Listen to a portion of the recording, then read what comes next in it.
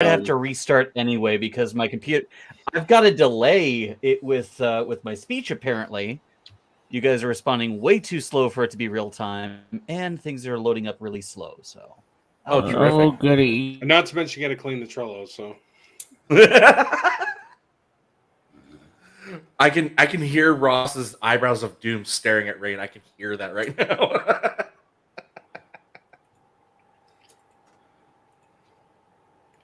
how are we going to talk about all these topics tonight? That's the neat thing. We can't. We don't. I feel the same. I felt that. I felt that, sir. This is this week's cover. Latron.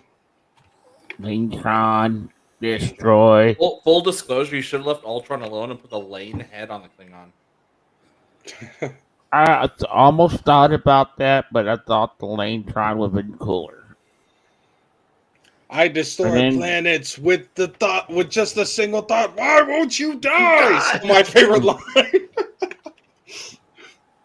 Thank God they redeemed Ultron. They my God. Dude, they redeemed quite a bit with this finale, and I actually have I have a few notes on that as like what they redeemed that impressed me. So when we talk about it, I'll go over that. Yeah. Oh, look at Justin all fancy the stream elements. Oh, you think you fancy, huh? I am fancy. So Justin, when you get into your new apartment, you're gonna have to deck out your room, right? Because look at my background. You have to deck it out, man. Come on. You know, I'm going to actually have fucking space to be able to do that properly now. I mean, that's the cool part. I'll actually be able to set up a green screen with lighting and all that shit. I'm gonna love it. I'm gonna have space. That's a big thing. That's gonna be the nice part about it, and I can't wait. Now, if we could just get Ross to watch Lucifer, we could talk about Lucifer. Sometime here soon. Some people just want to watch the world burn. Raina, stop talking about me. I can't help it. You're just so. Raina, stop talking about Sun. Subject.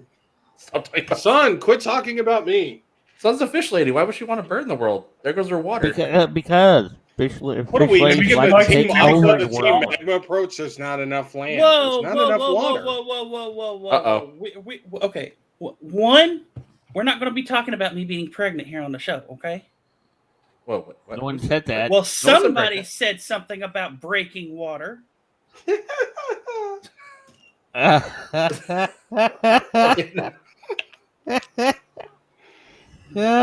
damn it. Yes, water was mentioned, but not in the form of breaking water. I do not think that was Team Uncle's goals on that one. Yeah. Your word. I still stand by that. That is the dumbest Pokemon team, like enemy team, like goal ever. We want to flood the world, but you'll drown. No, we won't. Why not? I don't know. We just won't.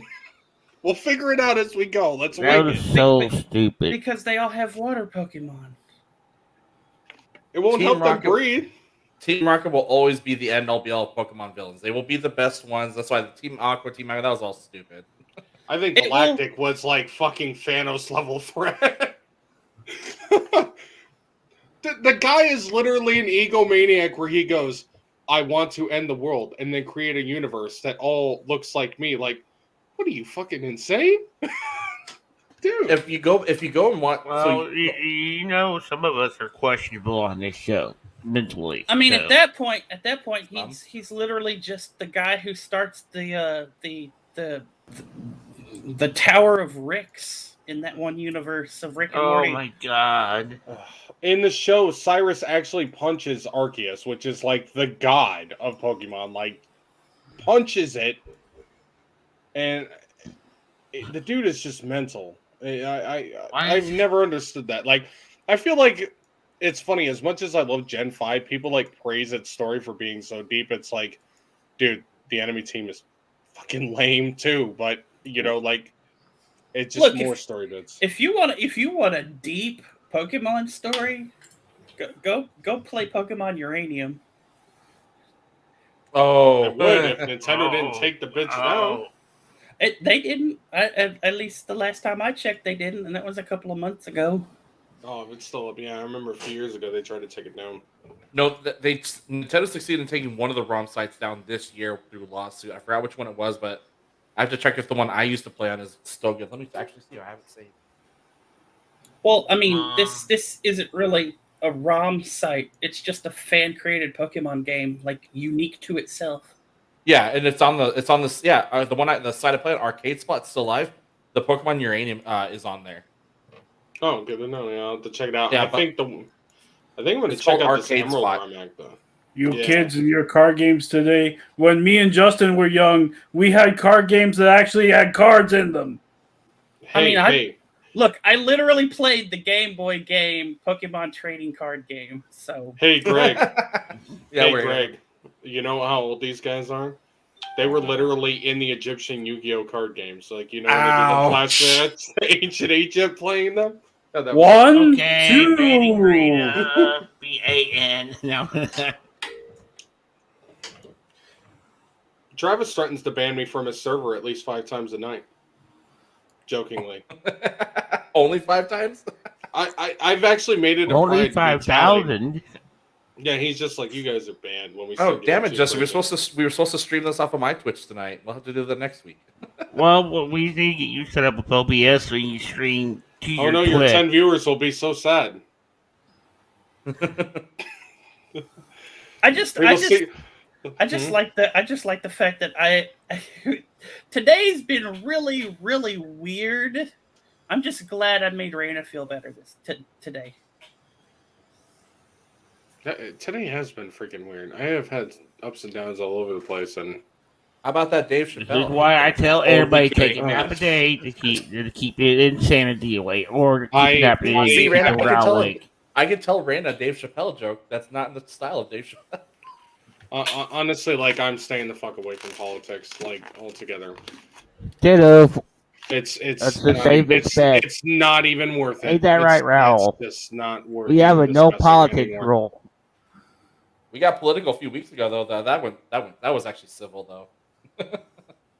Yeah, only because Carlos wasn't here. I just like I don't know like I was telling son, like a few years ago I was like really heavy with politics and I wondered why I got out of it. And then I realized you bang your head against the wall and just it doesn't change anything anyway, so But that's what's the politics. point of even Bang arguing head. about it? It's like watching a cat chase his tail. It's fun for a while, and then And eventually. Leia it gets reminds me, sad. Greg, that it was only 9 viewers tonight. Excuse me, it was 10. Your fake ones don't count, Greg. That moment, Greg is like making duplicate accounts to get double digits. Which actually catches that. I'm my own bot. Twitch actually catches He's Greg that. Ultroning his profile. Don't let him do it. It's Skynet. Wouldn't that be called Viewcest? Oh god. Views. Oh, god damn it, son. Oh shit. No, I'm so done fucking talking politics. What gets me is that I literally have taken the approach that we shouldn't cancel, and that got me in trouble. Been there, done that. I am just so. Ain't done that with right, that son? Yeah, I'll be honest. I've gotten attacked more by my own side than the other side. Yeah. I've got attacked because not- I'm a firm believer in due course. That's why I get attacked by both sides equally because I offend everybody. I don't give a shit. And honestly, after getting my ass kicked by a bunch of turf members outside my trans alliance, I'm not. Hey, but look at this one. You might get a nice payday. I'm a little bit jaded. Huh? You might get a nice payday out of it, hopefully. You know what? That would be the best fucking punishment. Those Yeah. assholes, wouldn't it? Just to pay for my surgery, just to make a fucking point. Literally, the thing they're protesting against. That's what I would do. I would take all that money, and then whatever's left over, I would give it to just the exact opposite Holy shit. of what they represent. So whatever donation charity would take it. That's What's all- you know what? That's the live all be all goal. I'll tell you. What's oh shit, Justin? You can't just say that and not say anything.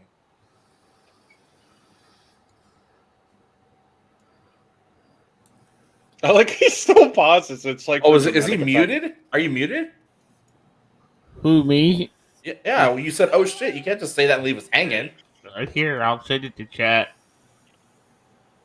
Greg just sitting You here already waiting for know the it's wrong post-credit with scene Atwood, to so it's roll. going to be something interesting.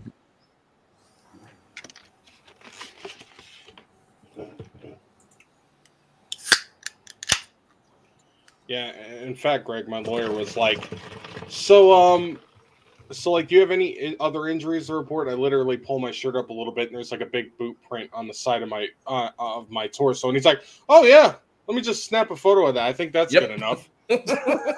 There's more evidence. So, what Here was you that go. attached to, Justin? Because I know Um, that exact footage and where it's from.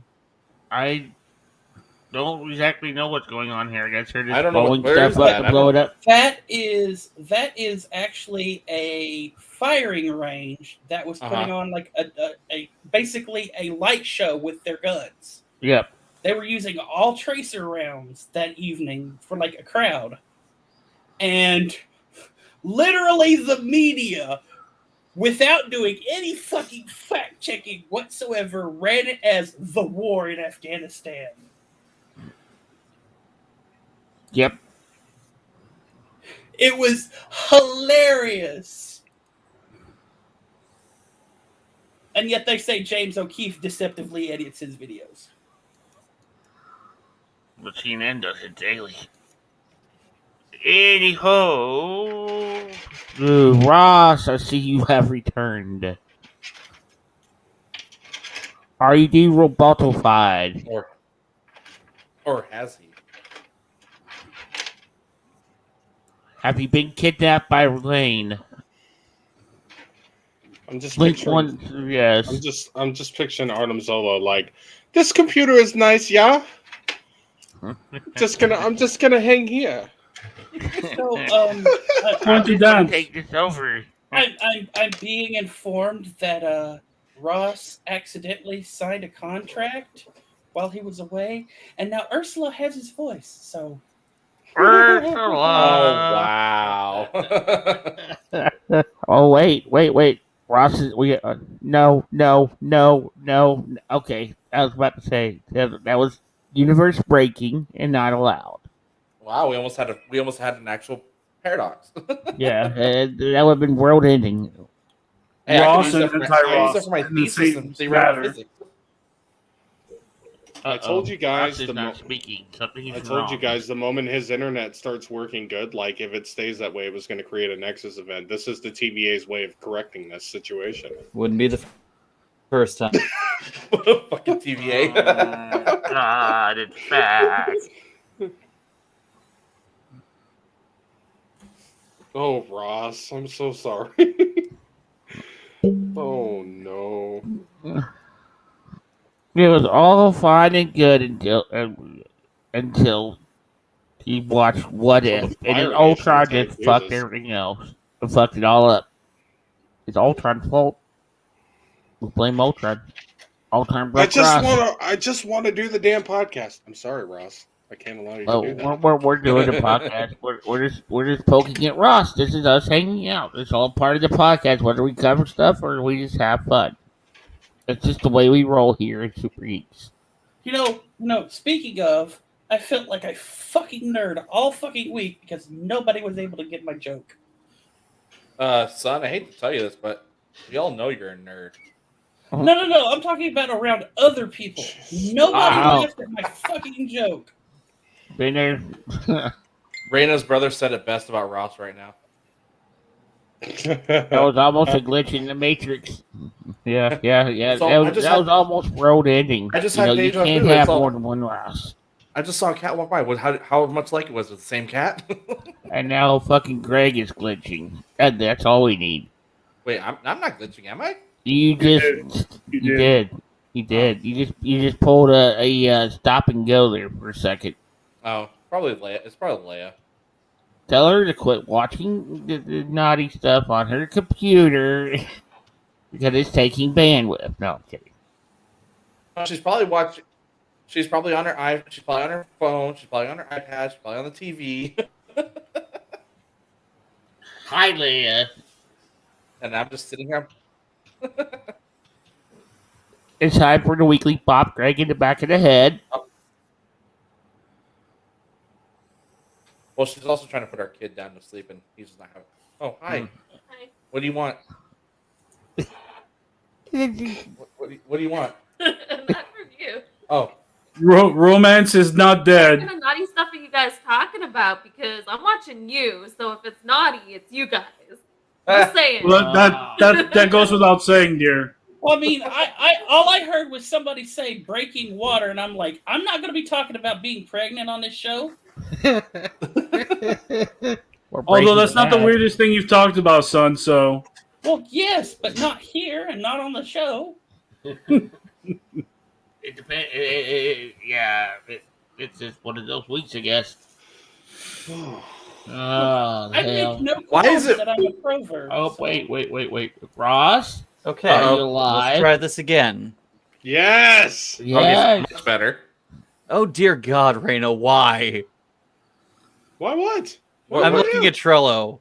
Oh, I asked you, is there a limit to what I should post? And you said no. You did not disappoint. Well, I wanted to have variety. You definitely Let's did. look at this fun thing. You don't just settle with like the one freaking cheese platter. I like covered the spread, man. I got you guys covered. And you know what? Look at it this way. What we don't use this week, you could just move on to next week. Yeah, I can. I got you. I got you Yeah. covered for a month, fam. Jesus. Hold on. Yeah. Brandon, when you turn 30, you're gonna stop using the word fam. It's just natural. Oh, I Not know, really. I dread 30. Don't. I'm in my 30s now. I occasionally slip up and use fam as well as what's the other slang word? Yeet. Don't. I use yeet a lot. Don't say. God damn it, Ross. Yeetus the latest. It's a fun word, man. It's a fun word. So Ross, there's- okay, you Look say at all in your these wholesome so- topics so- that our newsroom piece like somebody used to put up here. So Raina didn't just bring the cheese platter. She brought so much cheese, even the fondue pot over there is going, God damn, I can't cook all this. Oh, Yeah, pretty fuck. Hello, much. Nico. Rana brought the cheruti board and the wine for this one. Jesus. Dude, I told you, like, once I finished my homework this week, I was like, I am gonna just Hey, you know absolutely what? wreck this Trello. And Raina put title cards on everything this week. Yes, which she one did. less You thing did a I good- had to do, and that is fantastic as far as I'm concerned. I'm like, yeah. So what I'm hearing is Raina's going to be in charge of the trail. Yeah, you know what? Yes. Yeah, sure. Yes. Oh, Why shit. not?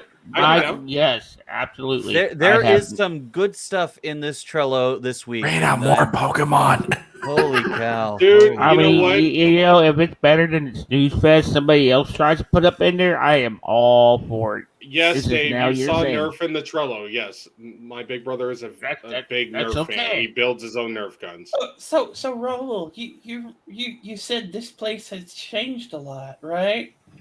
well, I mean, Hold on. no. There's one big change you'll notice.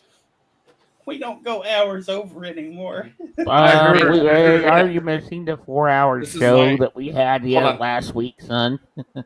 So this is for Raina's brother. Oh no! Are you going to shoot legal with that? I No. have. It's pretty. Actually, you know what? Actually, no. Here's the fucked up part. My son saw this, and he dares me to shoot him. So I shoot him. He giggles, and he goes and picks up the dart and brings me the dart back. Yep, that sounds about right. Yeah. My Ross, kiddo I would do just that. I try to balance like all the topics the much I can. It's just Marvel and Star Trek news this week was very slow. Hey, you know that's quite a fun because you know we can do like we do. We pick and choose and put some over to the bump list for next week, and then we have some topics to start with. I mean, you know, And I wanted to like literally diversify it. I didn't want it to just be all gaming, all tech, all science. I wanted it to be balanced. So I so wonder- As the whole Greg, thing should be. you So might it's be my responsibility to go in and pick and choose. What? Sorry, what's up, son? You're welcome. you might be proud of your Nerf machine gun, but Uh-huh. Raina lives in Texas. Just wait until she wheels in an actual fucking pirate cannon. I'd pay to see. That'd be great. That would be fucking awesome. I'm Or pretty if my sure- aircraft No, gun. like Son I'm was pretty sure like, it's you fucking should. legal for Raina to get a Yeah. pirate ship cannon. Son was like, you should get a gun, and I'm like, I don't like guns. And then she was like, well, you can get a cannon. I'm like, holy shit, pirate Raina, like, dude, that's perfect. I'm Reign of the down. Pirate. There you go. I'm excited. Dude, Now imagine next week, someone coming to Reno your will house be that you on don't the want Sea to of come to your fucking house. Thieves. Just point a fucking cannon out the window. Nobody's gonna rob the house with the cannon. Not Nope. only does it blow holes in people, it blows holes in the houses 3 blocks away. Like, I'm not Right. going to take out solicitors. they're in I'm the gonna take out dark. Just cannon take in out their the whole houses. fucking line of houses. Oh, damn it, We son. have to start calling them Jehovah's Witnesses. Oh. Oh, son. God. Son, think of the Bad. children. Where's that I wah was. wah sound effect? Yeah. Oh, no. There we- We'll okay, just that go with works. Yeah, that works. Son's probably sitting there grinning like, I got you fuckers. Yeah, Son I is- am. Yeah, pretty much. Yeah. She's all like, Surprise, motherfucker. I just gotta say that Resident Evil trailer though, Greg, I loved it, but fuck, I hate the music. oh shit, Leah. I love the song they picked for it. September 19th was National Pirate Day. Oh. Correction, it was Talk Like a Pirate Day. Oh, burn, Leia. I'm gonna get smacked. Jesus, someone's sleeping on the couch tonight. Fuck. Yeah, her. I'm kidding. That's Well, like, I Greg, mean, you know, Greg just put himself in the doghouse in one shot. I mean, you know, that's where Greg's at all the time, from what I hear. Well, you know what they Years say. and years Greg and will have years all them ago, plushies to sleep against. them Before Pokemon they plushies. sold out, you know, there was this program called Avast that used to be cool, and they would not let you go September 19th without knowing it was Talk Like a Pirate Day. Oh God, Necro. Travis sends his oh, love. okay. everyone. What be a pirate's favorite restaurant? Anybody? Arby. Arby's. You would think it'd be Arby's. No, but no, it's actually no, Long John no, Silver's. no, no, no, no, no, no, no, no, no, no, no, no. I got a few There, notes on a rough. there are several different, there are making several Ross different answers. TLC. Arby's, Hardee's, Captain D's, Long John Silver. Yes. Long John Silver's. Ross is like trying to stop me. Ross And is of like, course, no, Popeyes. no. Why didn't you say mention Popeyes? I don't know if I can Popeye wasn't a really describe just how much Talk Like a Pirate Day might or just really get under my skin. Because, as you all know, I Yes. am former Navy. Uh-huh. So just imagine the entire ship for an entire day making every single conversation, report, and possible pun there is under the sun. Okay, I have about to ask. pirates. Did the admiral or captain get in on that? The captain absolutely got in on it. Oh my yes. Yeah.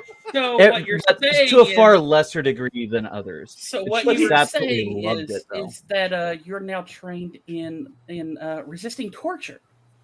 Good to You know, know.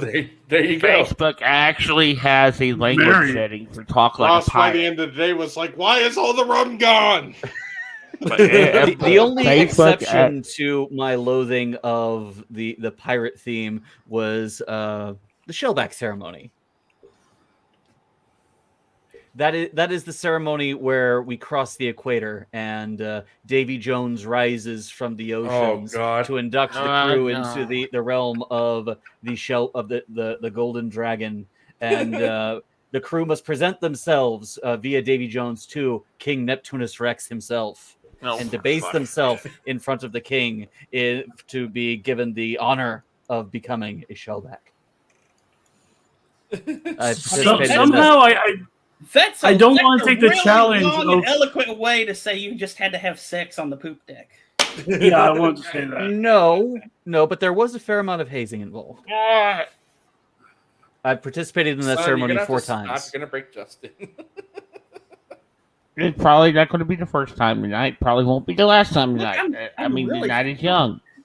Sweetie, I'm a provert. I'm really good at breaking people.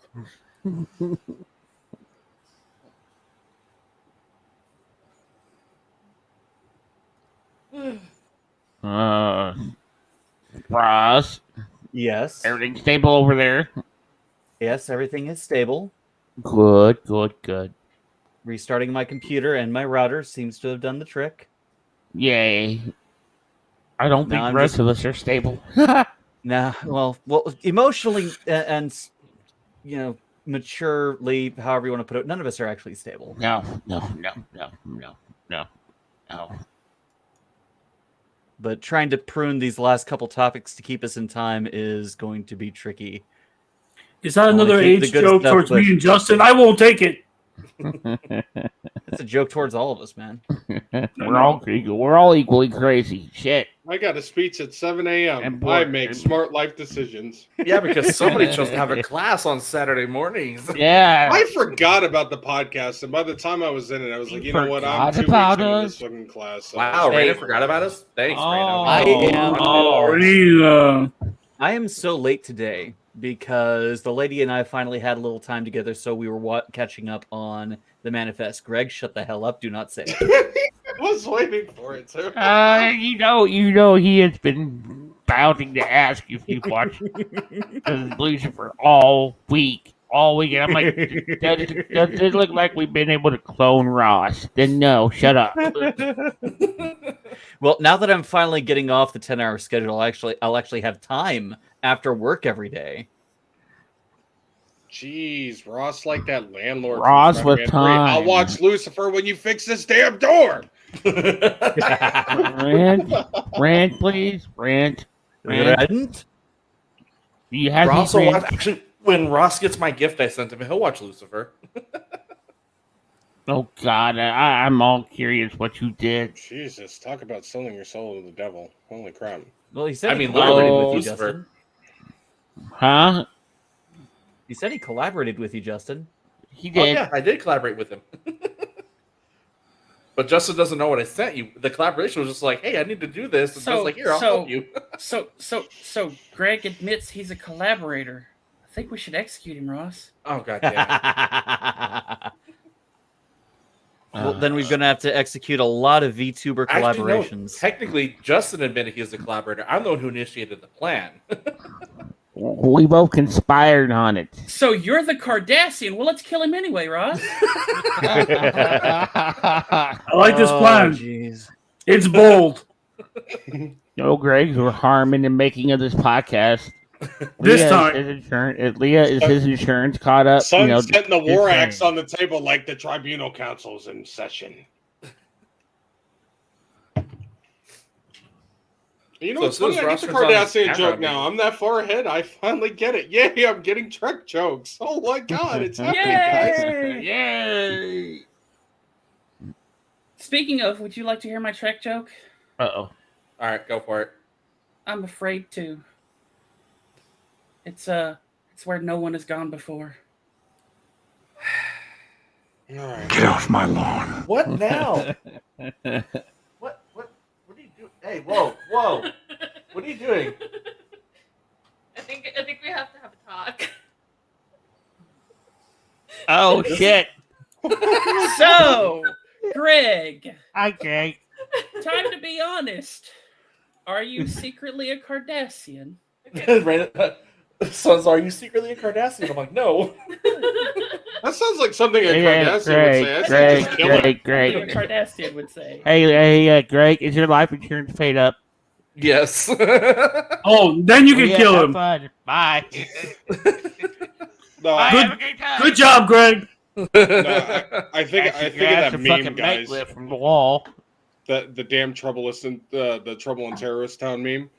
I'm not a terrorist. That sounds exactly like what a terrorist would say. Kill him. I like the one where it's like, if you're innocent, spell innocent backwards, and it's like everybody who's innocent literally looking at the word innocent to try and spell it backwards.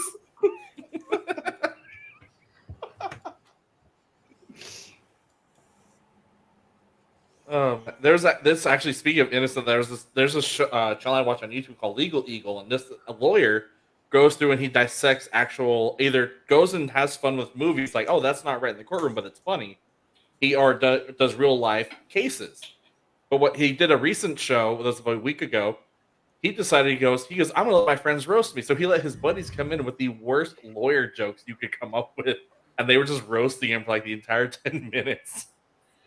Poor It's all- Ross. I just Like, see one of him, the like, lawyer putting jokes- into the non-talk thing. Oh, I'm sorry. Keep interrupting. You're okay.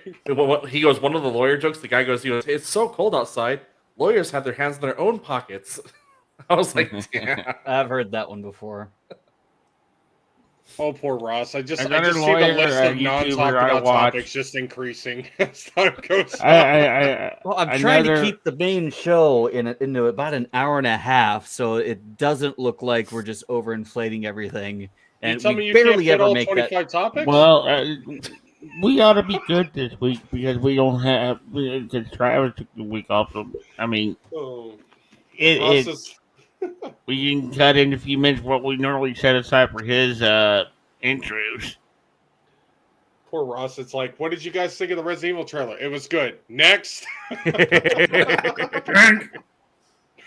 Okay, 2 topics for each category. I think that works. Yay! There. Yeah. And then we can put the rest off for next week. No, it'll all get replaced by new stuff, unfortunately, probably. Yeah, I'll put it on the probably bump will. list. I'm accepting that as a challenge, Ross, if it doesn't bother you. Not at all. Not at all. It's nice not to have to do all this myself. I did make a bump list, right? Yes. Okay. And I didn't thought delete anything. I just moved it over there.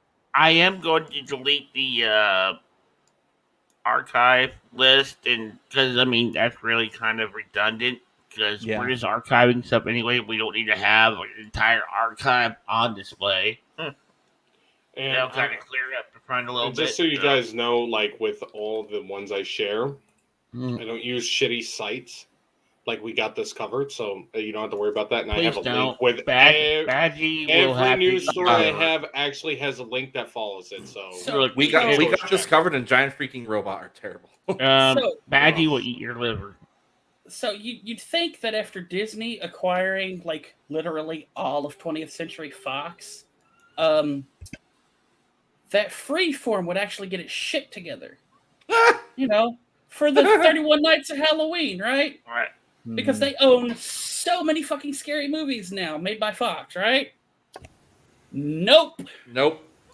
Goonies has been on like 5 times in the past 3 days. You know what? Monsters High has been on like 6. And it's where the fuck is Alien? You guys were promoting the fact that you'd have the Alien franchise plastered all over the 31 Nights of Halloween. Haven't seen it yet. honestly, my favorite thing with Freeform was last year. It was like they had all these kid movies like Halloween Town and Addams Family Values, which is one of my favorites, and then like Hocus Pocus, and then it was just like right in the middle of them. It was like Scream. Just for no reason, they just put Scream in the middle of like kids movies. I'm thinking, I like Scream, but I mean, I don't think this is a very smart lineup. That thing is more disorganized than our Trello. You know, it's funny. So we were, I was at GameStop waiting this morning since like 8 for Pokemon cards, like a nerd. You weren't buying Dread? Shameful. What? Anyway, no, I was not buying Dread today.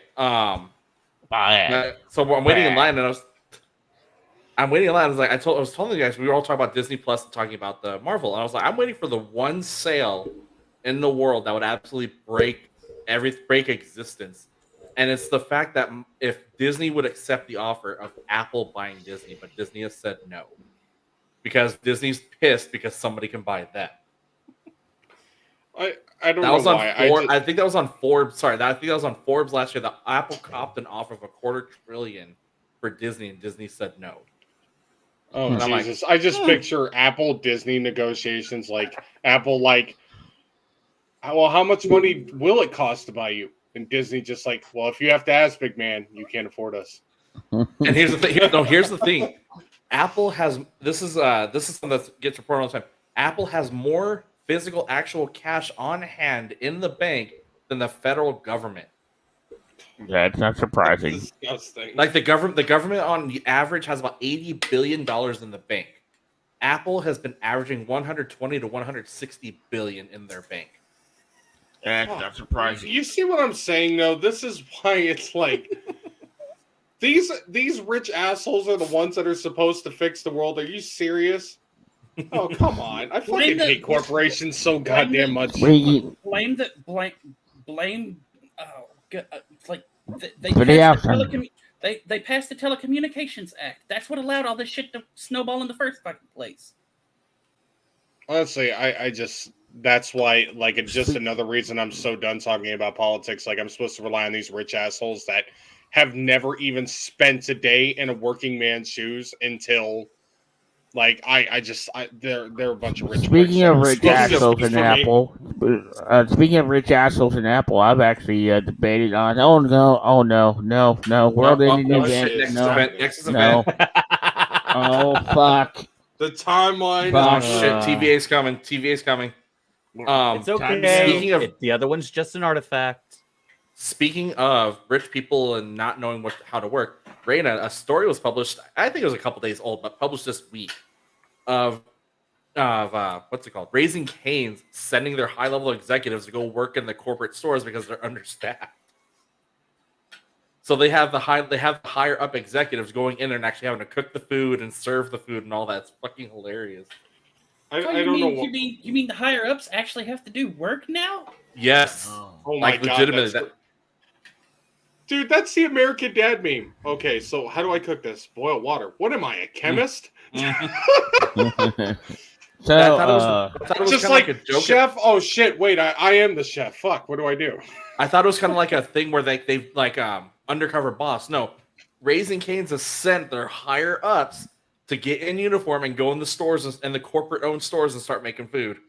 I mean that's literally what's happening at Mother's Nursing Home right now. All of the office worker people, the ones who are literally supposed to know how to work on the floor because they've worked on it enough that they're now in management positions. Right. Yeah, no, they're having to work on the floor now because there's not enough nurses. So guess who's having to relearn how to be nurses on the fucking floor? Oh shit! Bury it. Oh, well, so here's a funny thing for you guys. You know what my old job did before I moved to this new one? Okay. They made me pay a 10-year-old library fee before they'd give me my last check. What? Huh? Yeah. They made me pay a 10-year-old library fee that I had because I was working at the library. They made me pay off that fee of $10.34 before they gave me my last check. That's illegal as fuck. That's how stingy this fucking place is, man. I'm telling you, I gotta get the hell out of here. I'll be honest, if it weren't for these kids, oh my god. Fuck this place, fuck this state so much. And that's the one Texas viewer that has just left the chat.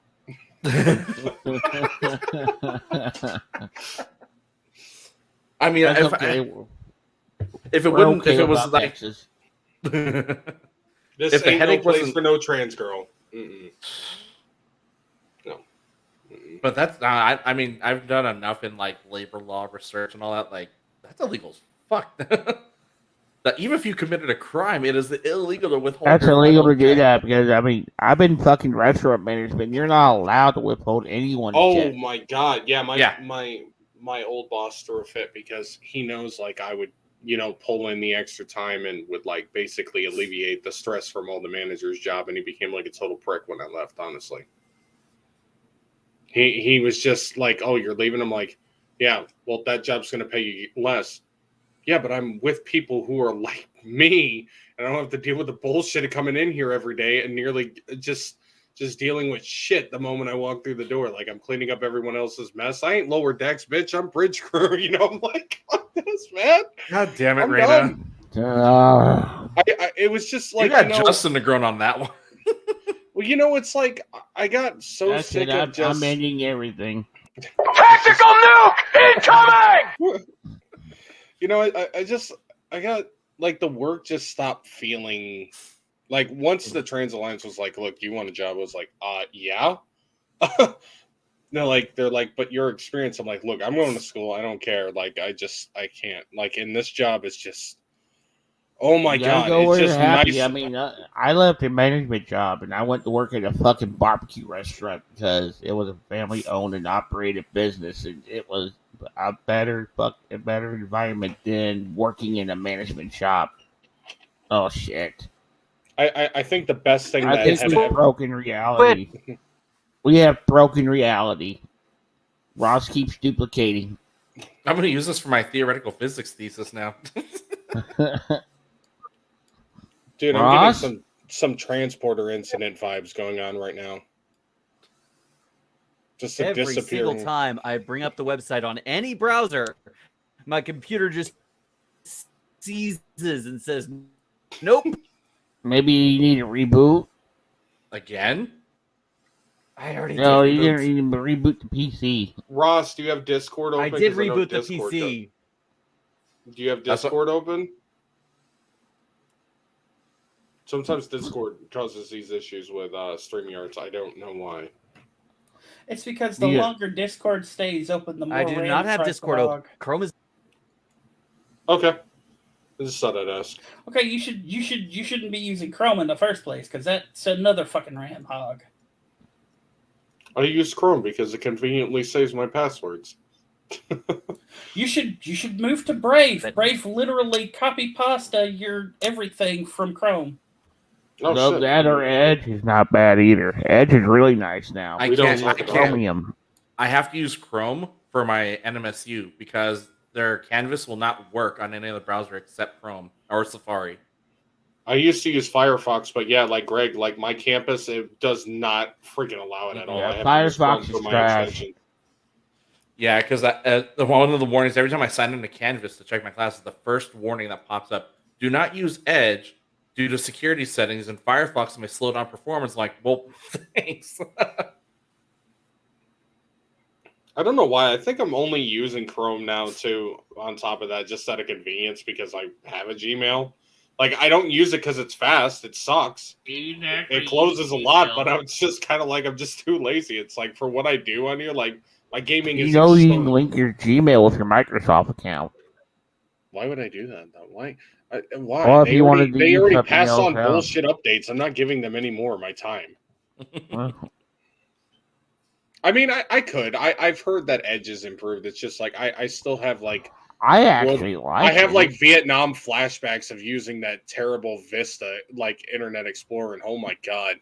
Just don't call Edge Internet Explorer. No, it's nothing like it. It's pretty much Chrome reskinned. That's pretty much what it is. I'll have to try it and see if it works better. Because It like, doesn't take nearly the amount of resources Firefox does, from what I've noticed.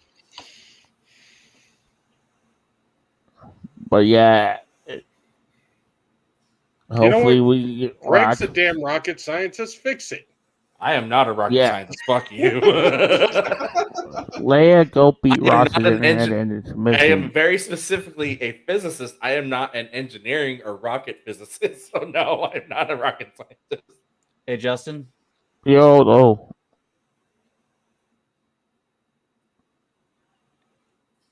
I mean, if you want to just do a hangout cast tonight instead of trying to do a topic cast tonight, we can do that. I mean, you know, it'd be all kind of cool to hang out and shoot the shit for a while anyways. Running up to Ross's router like, live with the defibrillator.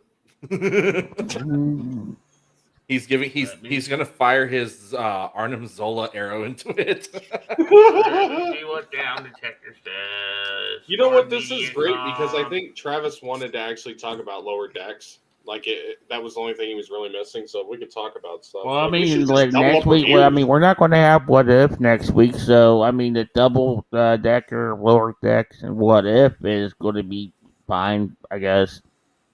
It'll be fine. I know. Me and Greg inside are screaming internally, thinking about how good that one episode was. With I had no ability to talk about it. Hey, it's fucking awesome, though. This is one of the few times I've taken notes on a goddamn season finale. So it's like, Oh, Honestly, yeah, I there's just gotta internet say- spiking. it doesn't need to be. If we review it next week, I just gotta say I love that.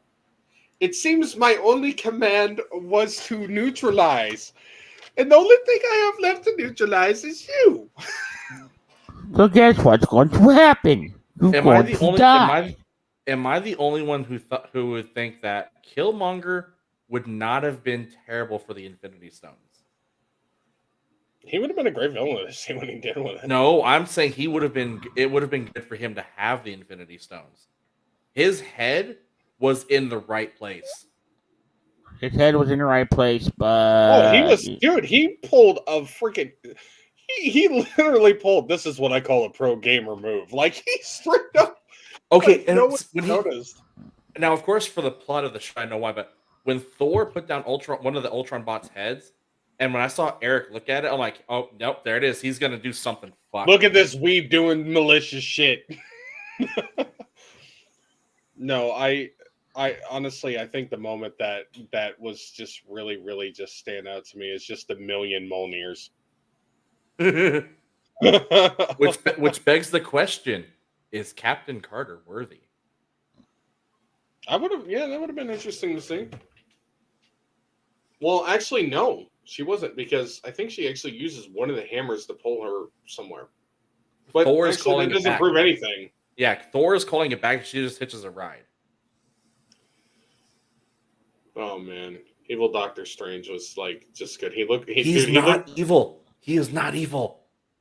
He is just hurt. He is in pain. Oh yeah, I mean, he actually evil's did the wrong really- term. He's not really evil. good. He's just emo. Dude, Yes, exactly. emo. I love that. I Misunderstood. love that Castlevania fucking attire he's got going. Yes, Yeah. and I love that. I love when he brings out the dragons and Thor's like, "You were hiding that the whole time." I know there's like so many dirty innuendo memes about that going on right now. I'm telling you, Greg, that's going to be a meme template with them 3 dragons. Oh yeah, Like for you were sure. hiding those the whole time, and then it's just going to have 3 different things. I'm telling you, that's going to be a template. Okay, you know what? I know it's going to Yes. go X-rated territory. Imagine the porno play on this episode. Oh. So somebody's definitely going to make a meme out of that, and then instead of the dragons from the episode, it's going to be that golden Hydra thing from Godzilla. Well, King Ghidorah. So, son, I've started playing a new game this week called Pulsar Lost Colony. Oh, really? Pretty much like Artemis. You get a crew of 5. You have someone as a captain, someone as a technical officer, someone as a engineer, someone as a helm operator, someone as tactical. And it's actually pretty fun. Sounds a lot like FTL. Pretty much. shut the fuck up. Pretty much. Fucking weeb. You only got one thing on your mind, Dave. You only got one thing on your mind, and that's anime titties. Stop talking. Okay, you know what? Since we're going down there, tentacle porn. That's all. Tactical porn incoming. Tentacle. It's just Tactical porn incoming? Oh, look, it's Ross. right now, Japan looking at Greg's phone like, Japan wants to know your location. Mm-hmm. We're going to find data relevant to you. Oh my god. Come back to us. This is going back to the talk I had earlier at the GameStop this morning. Speaking of Japan, these guys were talking about the iPhone. Like, man, I wish the iPhone would have been an international phone sooner. I'm like, it was. We just didn't, when I worked for Apple, we just didn't tell everybody about it. Because Apple iPhones, since the 4, have had the Qualcomm international chip. You could take it to any country on the planet and they could work it. You just had to get them to unlock the phone, which we said voided the warranty, but legally it didn't because it was a software, not a hardware hack. So people were like, oh, it's not an international phone. I'm sitting here like, actually, the iPhone 4 was an international phone. One of the trade secrets I could say now because I didn't sign an NDA. Wait, no shit. Oops. I'm reading on Reddit where someone's doing field test, right? I was just jokingly going through Reddit. Oh, God. And someone's doing field test that the Series X, right? Uh-huh. Since it's come out that all the old Xbox One models, like from everything up except the Xbox One X, has been dramatically slowed with the most recent update. They're purposely trying to get people, and I'm like, You know what? That's fine. How about you just provide the fucking console? Can you guys so hear they me? can't buy it. Yes, Oh, we hi, can. Russ. You can hear me? Yes. Yes. Oh, thank God. I've been trying to be heard for minutes. Yeah, I'm looking in your MediaCom, right? Crawling in Yeah. my crawl. Yeah, Don't tell me there's an outage. there's an outage. Fuck. Well, I mean, it's spiked. You're looking at the outage report, and They've Wait, been so there's an Facebook. outage at Ross's? what? So Yeah, there's go Ross and type in. Go type in MediaCom down detector and go look at the map. Oh, that's not gonna be fun. It's okay, Ross. We'll just shine a light over it. Damn it. Well, send the hamsters to do the bicycles. Well, Ross, we kind of figured since Travis isn't here and he really wanted to cover this week's lower decks, and next week we don't have what if we could do a double decker lower decks next week.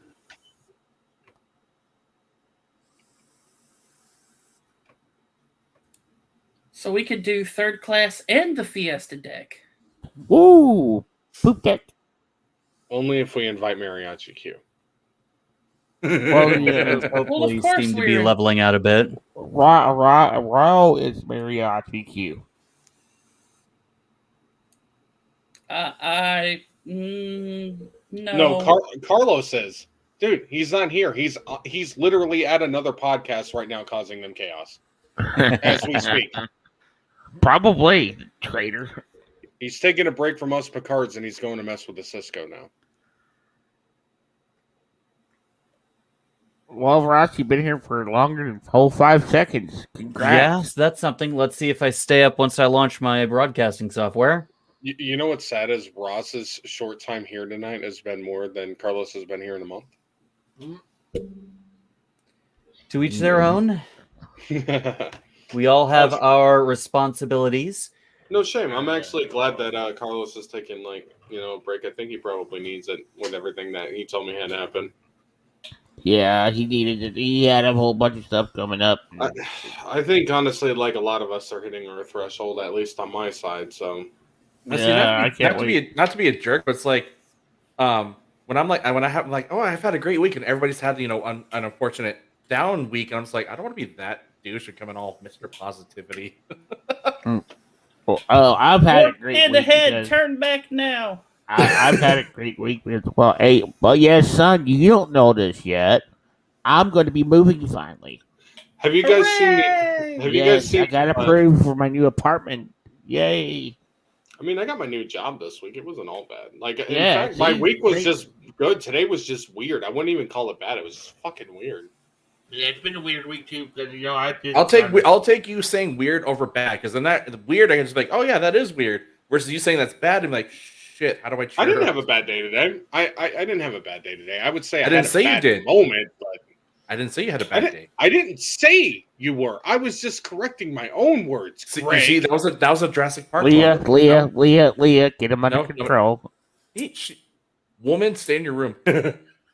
Jesus. Wow. Dude. Okay, so she's Wait for gonna it. she's Wait gonna for it. Wait for it. she's gonna grab the Micklith now and actually use it. She's going to draw blood this time.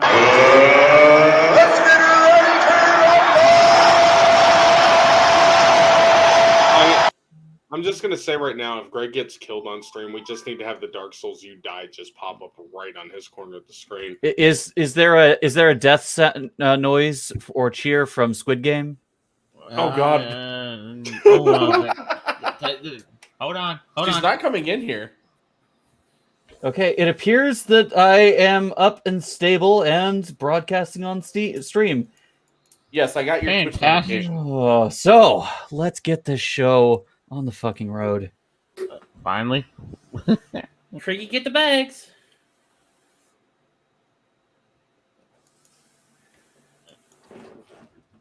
All right.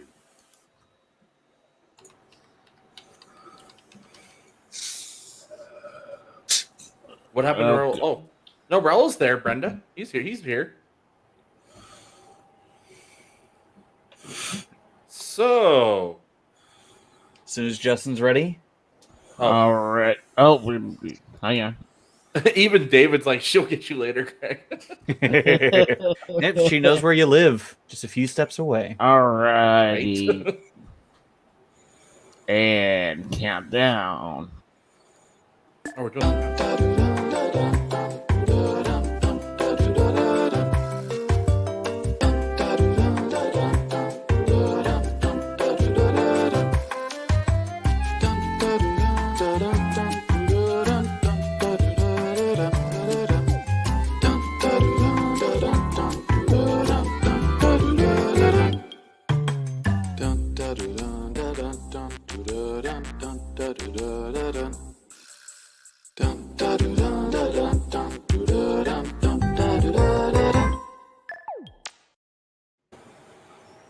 All right, so next, you just take a little bit of cement and set it on these spots right here. And then take this piece and hold it together for just a few seconds so that cement begins to bond. And whoop, a little fiddly. Let's get that back into place just like that. And no, come on. There we go. And while we wait for that, I'm going to say welcome to the Real SuperGeeks.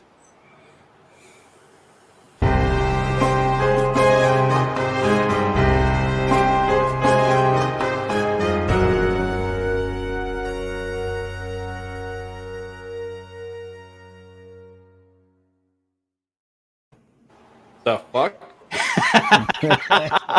And welcome back to the Real SuperGeeks on this 8th of October, 2021. Thank you all for your unending patience in dealing with my ISP issues that seem to just never, ever end. You know, Ross, congratulations. I think you threw all of us on a loop here. We thought you were going to come on dressed in drag or something, and then, you did this. Well As done. a Bob Well played. Ross.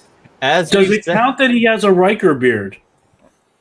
As we've said before, we are holding a bit of a Halloween fundraiser. If you guys are able to donate up to $2,000 to my my PayPal on Twitch, I will be appearing on the show before Halloween dressed as Dr. Frankenfurter herself. I'm not sure how they Tim identify. Curry's self. Tim Curry's self. There you go. My name is Ross, the Eyebrows of Doom, live, love, play himself, and I welcome you once again to the Real SuperGeeks podcast. Joining me once again is our wonderful array of hosts. I will now set the Hydrate. Silent King down and allow it to dry. Hydrate. First and foremost, we have the button masher himself, the man behind the keyboard and the soundboard and the woodboard. Justin, how you doing? Doing pretty good this week. I'm finally moving. Yes, it's Woohoo! been a long road getting there from here, and no fire alarms in the near future. Getting the hell up out of here. And how ironic this is. Whenever the person that manages the other complex called to tell me the news today, fucking fire alarm was going off in the background. He's like, "Oh, now I can see why you're ready to move." I'm like, "Yep." So, 30 days or so, and I'll be out of here with a Outstanding. whole new backdrop. Watch out on the night of the full moon because she'll break into your house looking for head scratches and cuddles. It's Raina. I had a great weekend. My God, I said I wanted a werewolf entrance, and you provided it. Damn, that was good. I had a good week. I started my new gig this week. I went from that terrible library gig to now I'm doing youth coordination over at the Trans Alliance. Finally, after volunteering for a year and a half, they finally gave me a job over there, and I freaking love it. Raina is spending her time being a mommy. And Travis has redeemed a hydrate. Wait. Travis is sitting up in chat, torturing you with hydrate. Travis, you said you're going to get rest, you dick. Hey, he can He's- rest no, he's- and make redeems. Travis said he had to do at least Oh. one. Ross is like, you know what? He's sub, though, so he gets away with it. Actually, I'm sub to Ross too. Yep, both Greg and Leigh Bye, Greg. past week. Well, at least I know the Lower Decks review will be a lot a lot better this week. And speaking of subs, he is the voice of opposition in the best and most controlled way. It's Greg. Well, just happy to be here. It looks like we're gonna have a fun night. Sorry, I'm missing Travis, but I look to hopefully make Reyna say stop it at some point tonight. Stop it. Thank you, Greg. Next up, he brings all of the greatest gifts, the most wonderful plagues, the most intricate of viruses, and the most wonderful of boils. The greatest and most beautiful gifts from Grandpapa Nurgle. It's Raul.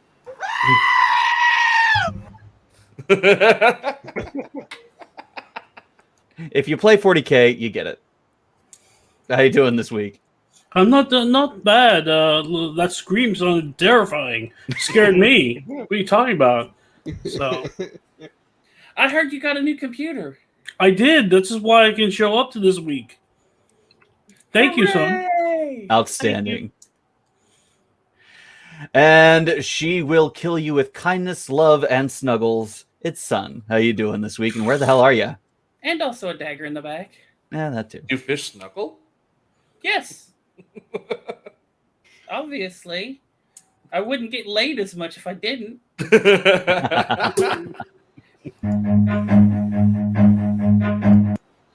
Okay. That was a failure. I don't know. It kind of sounded like at the opening to what was that? What's that song? Jaws? No. Run. Okay, there it is. Like Living the Life or something like that, but it's in Spanish, so like I can't remember the name of that song. Oh well, never mind. This week's been weird, and I've been up since 4 a.m. this morning, so hey!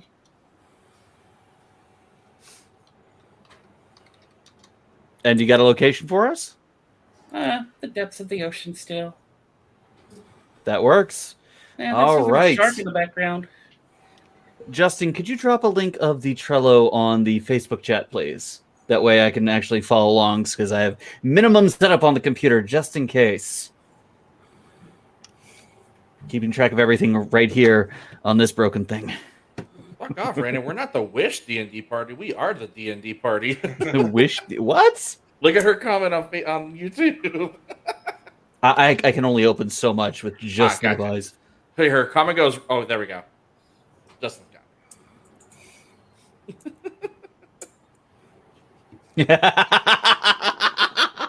No, we sound about like any homebrew D&D party.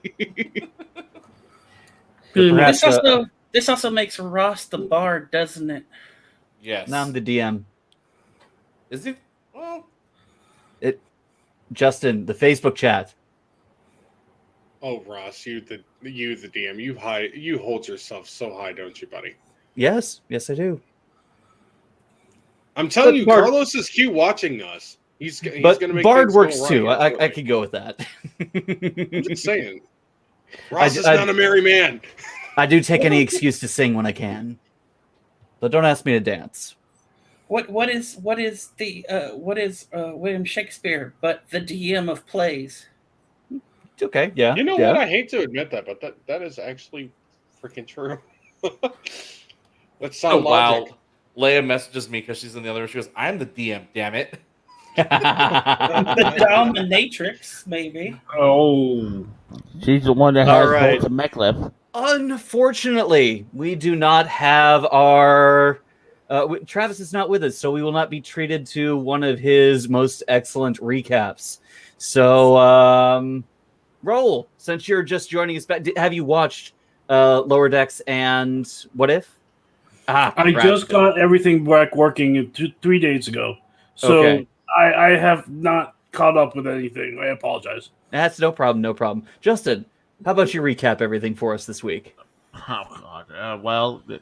Okay. Basically, this week for Lower Decks was Lower Decks multiple ships. It was very unique and actually a very fun experience. kind of a nice angle to see what different crews from different ships, pretty much the same thing. So I'm hoping we get to see a little bit more of that. Looks like we're getting a new crew member next week, Vulcan, if they do assign her to the Cerritos. So we'll have to see how that goes. My recaps aren't as long-winded as so sorry. This week we saw the Cerritos have a bit of downtime with a nice long warp. So the captain stands everybody down, gives them a chance to rest, relax, and get a little fun in. Because what's a Starfleet ship without a little fun now and then? Most of the main cast pair off with a senior officer. Mariner hangs out with her mom, Rutherford with Billups, and Tendi with Dr. Ta'ana, and they all do a little bonding. Meanwhile, Boimler's left out. He doesn't know what to do, so he tries to slip himself in where he can. Ends up fitting in a bit with Ransom, who apparently, with a Benzite and one other crewman, are all from Hawaii. Boimler, not one to be left out, claims to be from Hawaii as well. But it didn't quite go that way. However, in the meantime, we actually get a glimpse of several other lower decks. As Justin said, a Klingon lower decks crew bantering as they hop out of their strung hammocks. We get to see a Vulcan lower decks crew and the insane outburst of a Vulcan who dares to utter the word believe. These stories mix and mesh together, eventually coming in at the end with one of the best combat scenes that we've seen in a bit. And holy crap, is it nice to see a Vulcan ship in the 24th century. Yeah, I So guess nice. I kind of solve the thing that member worlds still don't use their own designs anymore. So apparently that's no longer the case. And I know you're getting it from everybody, Thomas, but Tier 6 when? Thomas Maroney of Star Trek Online. Because we all want that ship in game now. So, what did you guys think of it? Let's start with Reyna. Oh my god, I love this episode. Like I didn't really like I didn't. What a like, surprise! I'll be honest. Like I didn't really care about the Vulcan ship like at all. Like I thought it was kind of like a funny parallel to Mariner, like where like the stuff Mariner would do would be like completely chaotic compared to but you know what I mean. I just was rolling laughing every time the Klingon ship came on. Like I think my favorite joke in there was like, "But when do we get our Christmas gifts? You will get what we give you when we're ready." Just like I love the captain's just overreaction to everything. But and then it goes into, where's the bomb? Well, we wanted to test it, so we hit a rock with it. It did not come back. It's a bomb. It doesn't come back. Send us over another bomb. Like them and the Packlets like together just were like my favorite thing. The whole thing, like it was a weird situation where I really didn't care what was going on with the actual crew of the Cerritos, where it was just I was just so in love with like everything else going on. It was weird and strange, but at the same time, the way they tied it together was so expertly. Like I actually kind of like it, and I like that the Packlets are becoming this like reoccurring villain. Like they went from like nobodies to like this overarching threat. Pack-led ship. And also, spoiler alert, Travis is actually trying to change his text tone to red alarm. Red alarm. I just the whole aesthetic of this episode was just freaking great. And I like how the actual Klingon lower decks member is like a parallel to Boimler. Like just completely, it's honestly hilarious, and he kind of wins by a fluke. But no, I like this episode. I like the last one better, but it was kind of nice to see the Cerritos crew in there, like what they do to relax, like what they do to chillax. Like Dr. Tiana, it's funny, she climbs like a freaking cat, boots off everything, just straight up climbing a mountain. But I think the highlight is freaking Shax, dude. Just making pottery out of anger. Just channeling his rage into it. I'm going to make a nice ashtray for my incense.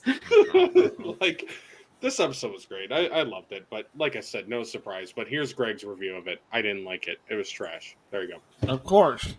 right, Well, how Actually, about we this actually person- hear from Greg next? Actually, I didn't watch it. I stopped watching Lower Decks. Last week's episode absolutely killed the series for me, so I'm just like, yeah.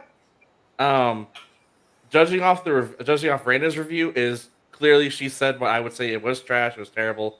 No, I won't say it's trash, but it's like, I just get a sigh out of it every time. You So just don't have a funny bone. I do have a funny bone. I like the Orville. The Orville is funny.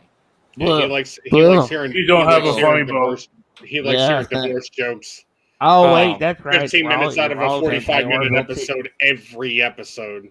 Ugh. Well, don't do. But I'm sitting here waiting while I was listening to Raina's glowing review of Lower Decks. Ross hasn't seen his Twitch that he has Redeem waiting. I see no redeem. I'm looking at everything now. Oh, posture check and a hydrate. Okay.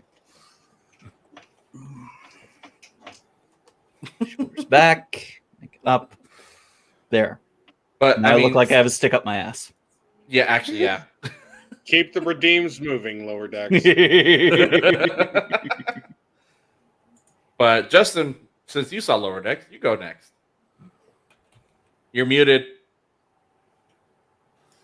I already went. I started it all.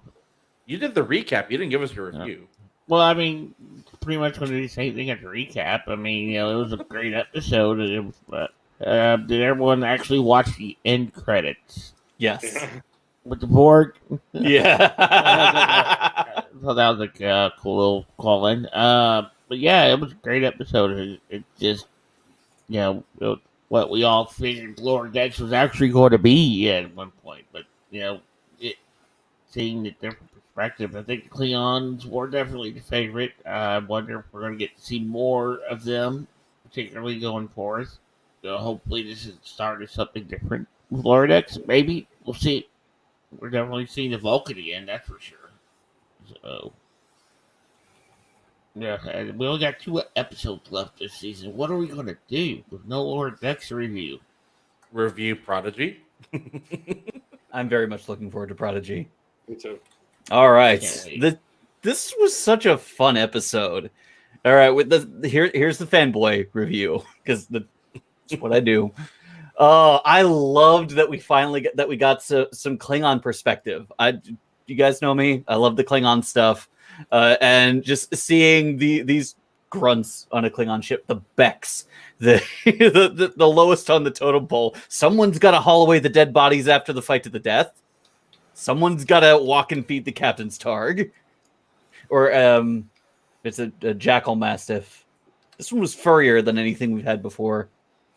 But still, we had the stereotypical captain and his pet. The pet took the guy's side when he challenged him to a duel. And Raina, I think what you said, that I didn't make that connection that the Klingon was a Klingon Boimler. Yeah. Well, that's And what it was. Is the Vulcan was a mariner and the Klingon was a Boimler. He was. I had made a modification to the system. That modification was adequate. Why did you make a change? I had an intuition. Just I really liked the Vulcan ship scenes. T'Lyn is now one of my favorite characters just because she is the embodiment of what a rebellious Vulcan spirit is. You guys are gonna hate this. But we got that as She's Cybok. okay. Now I'm gonna have to watch the episode. Okay, because for the way you're describing her, I was just saying the rebellious side. I'm like, we have that. It's Burnham. No. She Ross is not right. Burnham. Ross She is more like Spock and Cybok than she is Burnham. I would say Spock, Cybok, which really means actually Vulcan. See, that's the thing. That's the thing. Burnham isn't Vulcan. She was just raised by Vulcans. Right. Yeah, T'Lyn You is know what? Vulcan. God damn it, Raina. You know what, Raina? Now I'm gonna have to get Casey on just so we can have him do a Pac-Man voice saying "Red alarm, red alarm." That was so good. Oh yes. Are you it going was. to send presents now? We will send the things when they're ready. I loved the Klingon, and how all the stories were so disparate at first, and how they all came together at the end was perfect. And I gave a cheer when the Vulcan ship popped right in at the last. We knew it was coming because that's what it was all leading to. And who else kind of felt a little impressed that the Packlids actually wanted to test a bomb? I was surprised the Packlids actually knew what a bomb was. Well, they know what they're intelligent enough to build starships and mix and match starship pieces together. Yeah, but Ross, they were like, we wanted to test bomb to see how it would work. So we hit it. We hit a rock with it. There's a Why didn't it plateau. come back? There's a Why plateau clearly, but someone had to write the code to make these ship pieces work together. Yeah. They make us go. Hey, you know what? It's actually kind of funny too, because Travis and me were talking while I was watching it, and I made an observation that this whole scene between Mariner and her mom is exactly how me and my mom act. This whole episode is literally our relationship in a nutshell.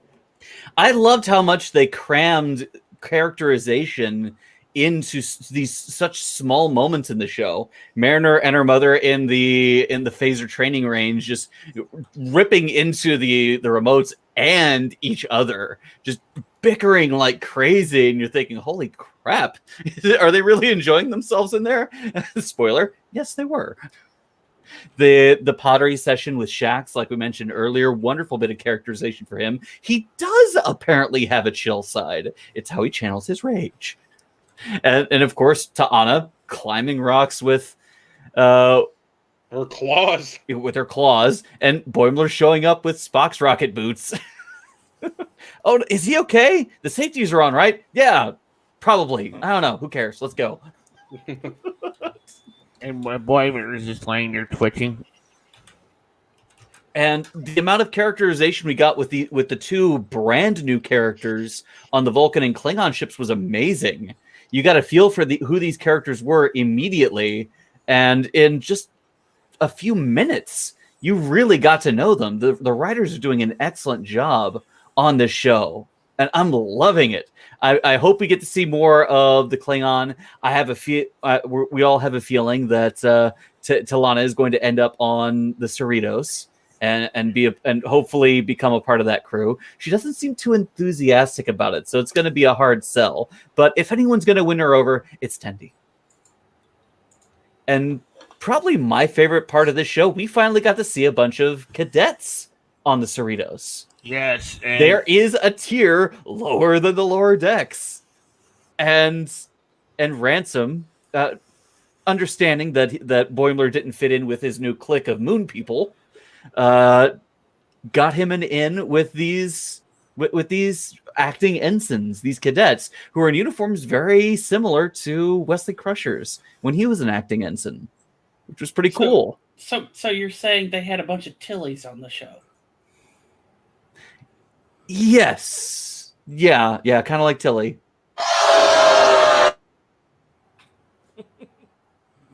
Justin. Tilly's awesome. I liked it. I liked it. Yeah, but Tilly is her own thing. It's Yes. unique for Discovery. And Crusher is more for the era that this is set in. That Okay, makes sense. let me draw a parallel to you. Midshipmen at the U.S. Naval Academy are often sent out on tours on naval ships to get an idea of what life at sea is like. That's what's happening here. That's what Tilly was doing. That's what these cadets are doing. Okay. All right. I believe I've gushed enough. Hopefully I haven't given anybody a toothache. Well, probably Greg, because he cries about everything. That's the dynamic. You got to have those parallels and balance things out. Yeah, if it breaks Greg, so be it. He is our dark side. We need to just answer Greg's questions like that Klingon captain. Are we almost done with the lower decks review? We will be done with it when we are done with it. I really liked that captain. He was. I know. Every time he came on screen, every time he end. just opened his mouth, it was just over the top and great. Well, he's a Klingon. Klingons don't do anything small. Klingons are big in all things: in hair, in clothes, in pets, in in knives, in fights. We're a Klingon. You know, for a second there, I thought he was legitimately going to say "in fucking," because Yeah. I thought so too. Cool. the kinkiest Goddamn thing a Frost. Klingon, the kinkiest thing a Klingon can do is have a cuddle dungeon. Well, one doesn't go on a warrior spirit alone. All right. So, a question before we go: where do you think we're going to go with the rest of this season? We've had little bits of story going forward. We know the Packlids are still a threat. We know we've seen at least one of the people who's been supplying them with weapons that we got a hint of in the first episode. But is there a greater conspiracy going on? Is there something more behind the Packlids that we've seen, or are we going to see something completely different? I really hope they don't leave us a little Packlid season ending again. That would be very predictable, but it's starting to look that we're building up to some type of a climax with the Packlids. Climax. There, I said it. Happy now, son. But yeah, we'll have to see. I'm wondering at this point if the Klingons aren't involved, maybe what the Romulans are also involved, and they don't know that the Klingons are also involved. Because I mean, it's the Packlids. I mean, they're famous for double dipping, doing I actually have whatever a the hell they want. conspiracy. Go ahead. Lay it out. What if the one supplying them is Boimler's transporter clone? Ooh. Oh, that's right. We were all predicting that we'd get a Boimler versus Boimler fight. Well, because they've been hinting like that he's still operating and still doing things like every few other like episodes, like just to kind of keep reminding us that he's a thing. So I'm kind of wondering like if that's what they're hinting at. That would be really interesting using the Federation resources to supply the fucking Packlids.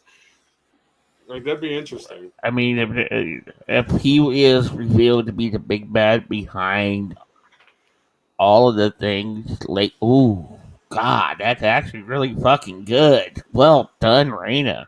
Props. So, is he? So here's the question: is he going to get Tuvixed, or is he going to end up being? Boimler's going to kill him. Boimler v. Boimler deathmatch. Yeah, Boimler is going to vaporize his ass. Rough. Or it will end on a cliffhanger. And I bet that. I bet. Okay, here.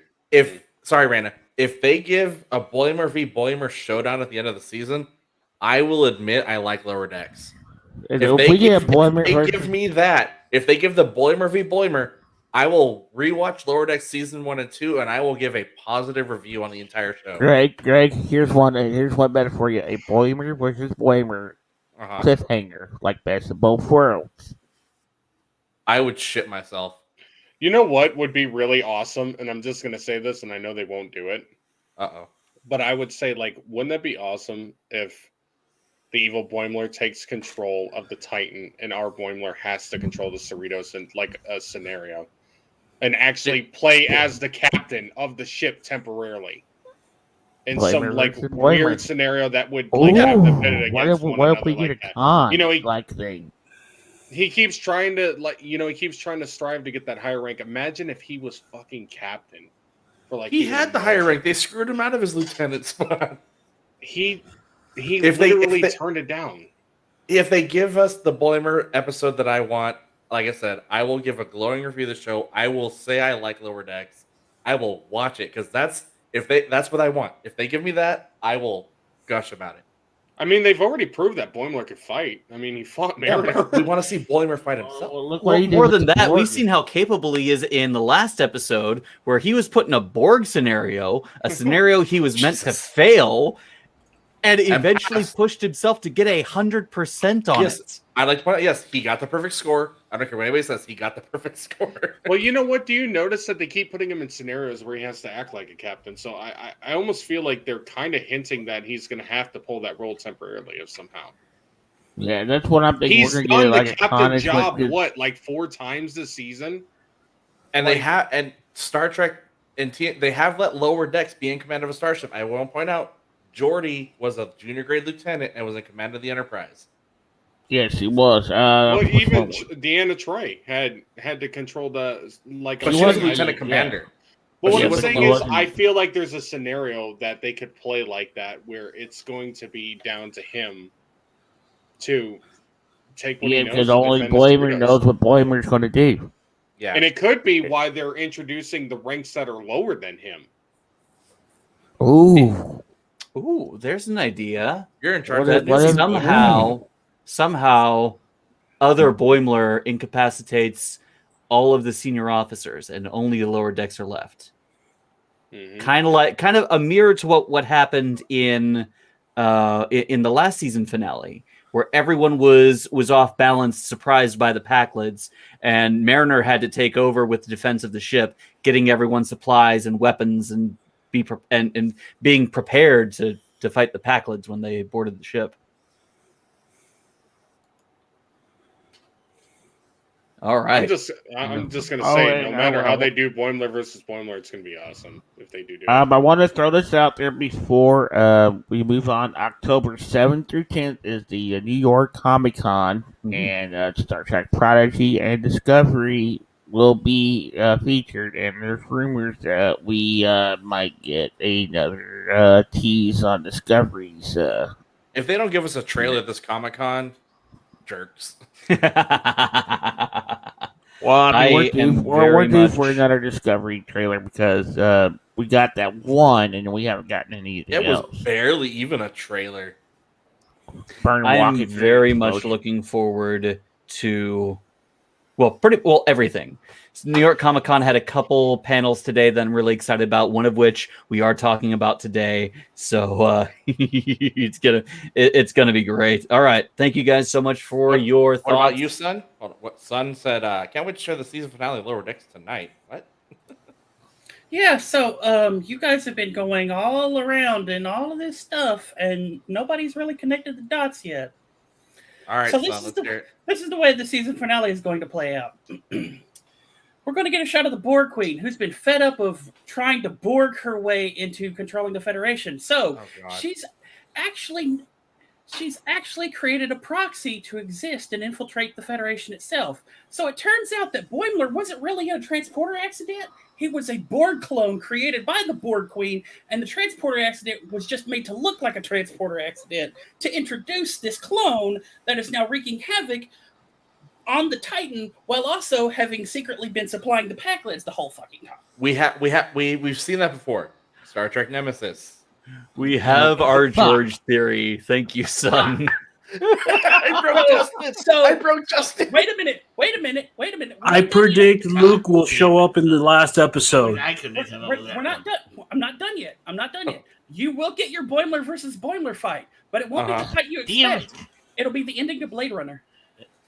Oh no!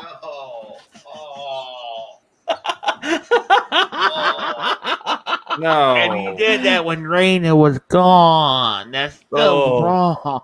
And then the having clone Boimler. having overtaxed himself, trying to fight Boimler and being smart, the Borg clone Boimler literally just short circuits and dies right in front of him, like in Blade Runner. Or this is After how he we gives a speech. or we get a cliffhanger like Best of Both Worlds, and Boimler gets assimilated. And then so Excretus becomes fact. Yes, Well, Excretus already exists. yes. Right. It's Boimler. Oh no. Can you imagine? All right. Thank you, everybody, for your thoughts, impressions, and predictions of Star Trek Lower Decks' season finale next week. I am so excited. Wait, the finale is next week or the week after? Is it? No, finale's week after, isn't it? Okay. So we got two episodes left. Yeah, this is episode 9. Okay. We got 10, 11. We've got time. Next episode should set everything up. I hope. We'll see. Last season we had what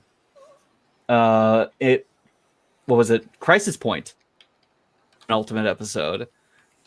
If that's if that's the kind of thing they're going for, it should be good. Oh, I'm happy. I'm very happy. All right. Oh, Russ. Before we get into, I forgot to add. You'll finally see Cetacean Ops because it is the only thing that will be able to put out the major fire going on the Cerritos.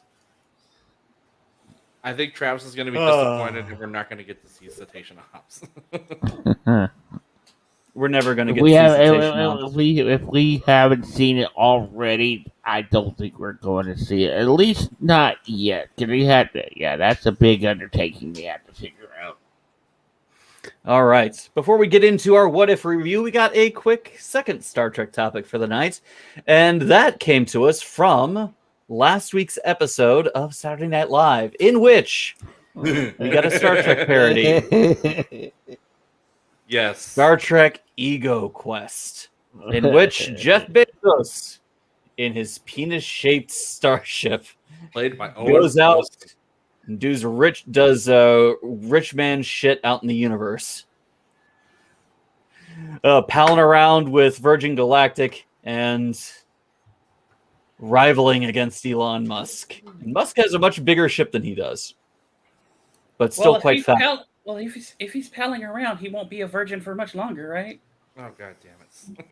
Not on that ship, Elon anyway. Musk is a freaking Romulan, dude. Clearly. Wow.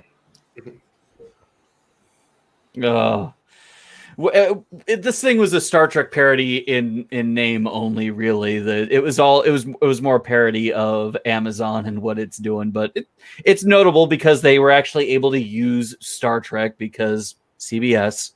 But it was funny nonetheless. Did you guys see the skit? Yes, and I said earlier that it was Absolutely it was the fun. best thing since Galaxy Quest as far as Star Trek spoofs go. It's the best thing since the last time they pulled it. SNL always seems to go top notch when they do their Star Trek skits. The last time I think it was Jim Carrey, or no, was that the Jim Carrey was in Tracy Living one. Color. Okay. I just love the whole thing with the Amazon delivery guy being beamed up when they need something. It's Can I like, use your bathroom real quick? Bottle. No, I just love where they're like, oh, they say you're kind of a dick, Mr. Bezos, but it looks like you're actually like, oh shit, you're actually sending me away. Like, And a little pee bottle. Here you go. the whole thing was great.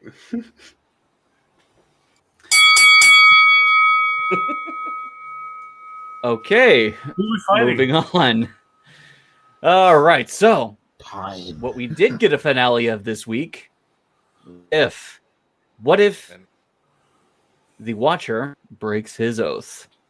You have been chosen. Last week we had Ultron break the barriers of the multiverse after wiping nearly all life from his galaxy, from his universe, essentially, breaking into the multiverse to bring his peace to all universes, the peace of nothingness. Naturally, the Watcher could not let this happen, so he breaks his oath, steals away various heroes from across the multiverse, pretty much everything one we've seen so far, and one that we haven't. We got Captain Carter, we got Frat Boy Thor, we got a Gamora who killed Thanos.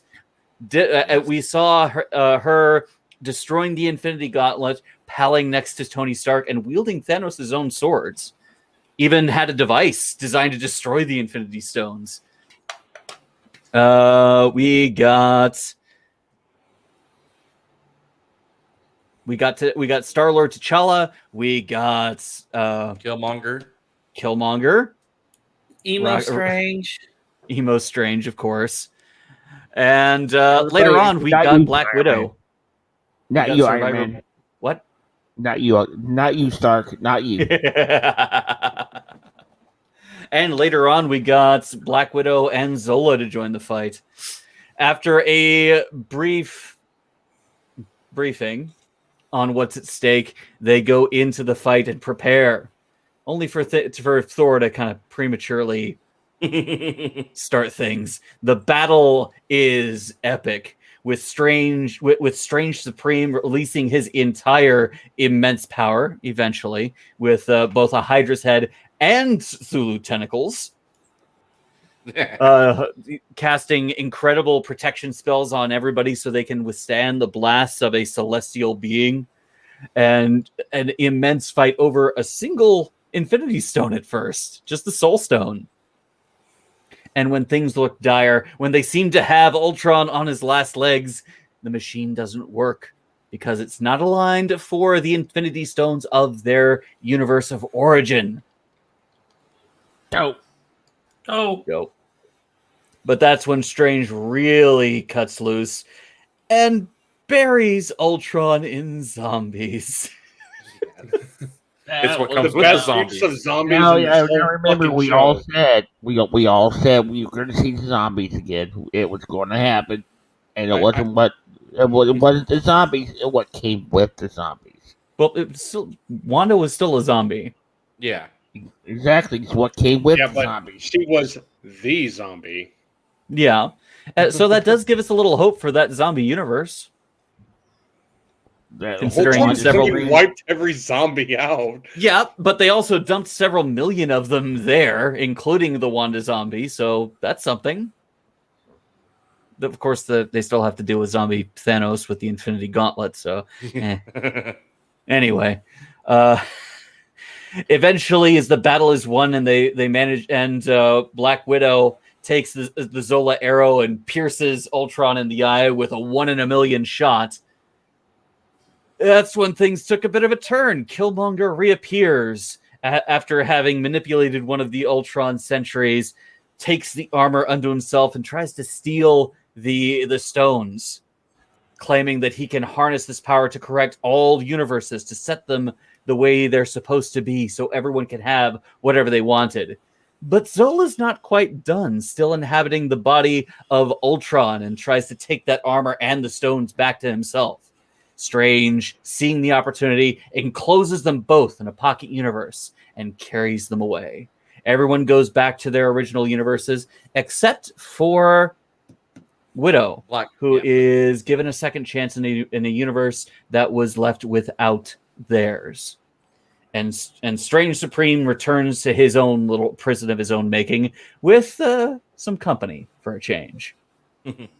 And that is What If Season 1.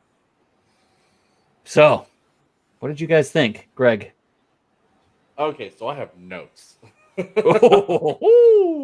have a monologue. I'm kidding. We have a holy, right? Holy shit! The season finale of What If trumped every other show Marvel's put out right now. I hype on Loki having the best season finale. Raina, I believe you said you liked Falcon Winter Soldier. Winter Soldier. So it's like we all differed. But for me personally, What If delivered the best season finale of a show we're going to see for a while. The "You Have Been Chosen" line said by Jeffrey Wright, he said it so beautifully up until he goes, "Not you, Stark." And then I chuckled. I was like, it was great. It's like, got to have that little bit of humor in there. A lot of questions I have, but what this episode did is, first thing I noticed was Gamora and Widow lived to see what the Soul Stone, what the Infinity Gauntlet, what the Infinity Stones would do. And What If gave Black Widow the send-off she deserved versus the movie. Yes. She absolutely got the big hero moments. She did. She got the best send-off they can give her. Versus the movie. She owned the previous episode, the penultimate episode. She owned this episode. And it's just like all the callbacks she had, from using Clint's bow to then getting, the cheerful wordplay, cheeky wordplay with Captain Carter. And it's like, it was so beautiful to see Black Widow handled the way she should have been handled. Going on as far as to say the timeline where they sent her back to, where the Watcher's like, I have to send you back to your time. She stood up to the Watcher's like, no, you're not sending me back. It's like, I can't go back to that world. So the Watcher appeases her, is like, well, the door was a metaphor anyway, and sends her to a time where they lost their widow and gives them back their widow, basically. I love Nick Fury's line. Like, he goes, you're not my Natasha, but you have her spirit. The callback to Loki mind controlling him was absolutely well done. But holy shit, I enjoyed the entire episode. the Guardians of the Multiverse is the absolute best title they could have given all the heroes. To like dissect everyone. Captain Carter gave the speech, a similar one to Captain America. Thor was completely opposite of Thor, but still, it's like I did warn you guys. I attract unwanted attention, and so they accelerate the fight versus Ultron. Thor gives the greatest battle cry we will ever hear in any movie. Viva Las Vegas, where even Ultron's like, I can't say I've heard that one before. Like, you thought it was Avengers Assemble, you thought it was E-Bomb Bay. No, it is Viva Las Vegas. Shooting lightning into Ultron, and even Ultron's like, okay. But a lot of questions that linger. For me, I love the 360 shot of the Avengers, where it was not so much like in 2012 where it was like cheeky, the battle's about to start. When they did their 360 shot, it was they're gonna lose. Like that was the feeling like shit, we're gonna lose. And Strange's realization was we're not supposed to win. We were just supposed to separate the stones from the armor, and that's when he locked them. And I'm kind of like I was on the side of letting Killmonger keep the stones. Killmonger was like Strange. They're not evil. Their heads, their thought process is good, but the way they're going about it is wrong. But Killmonger straight up told every single one of them at Carter, "Wouldn't you like to be back with Steve?" He goes to Black Widow, "Wouldn't you like this back?" So he tells everybody, he goes, "I can fix this." But unfortunately, T'Challa being the honorable man he is, Captain Carter being the woman she is, they're like, "You can't. We need the stones back. We have to fix this in this way." I would have paid to have seen Killmonger with the stones versus Ultron. That would have been a fight of the century right there.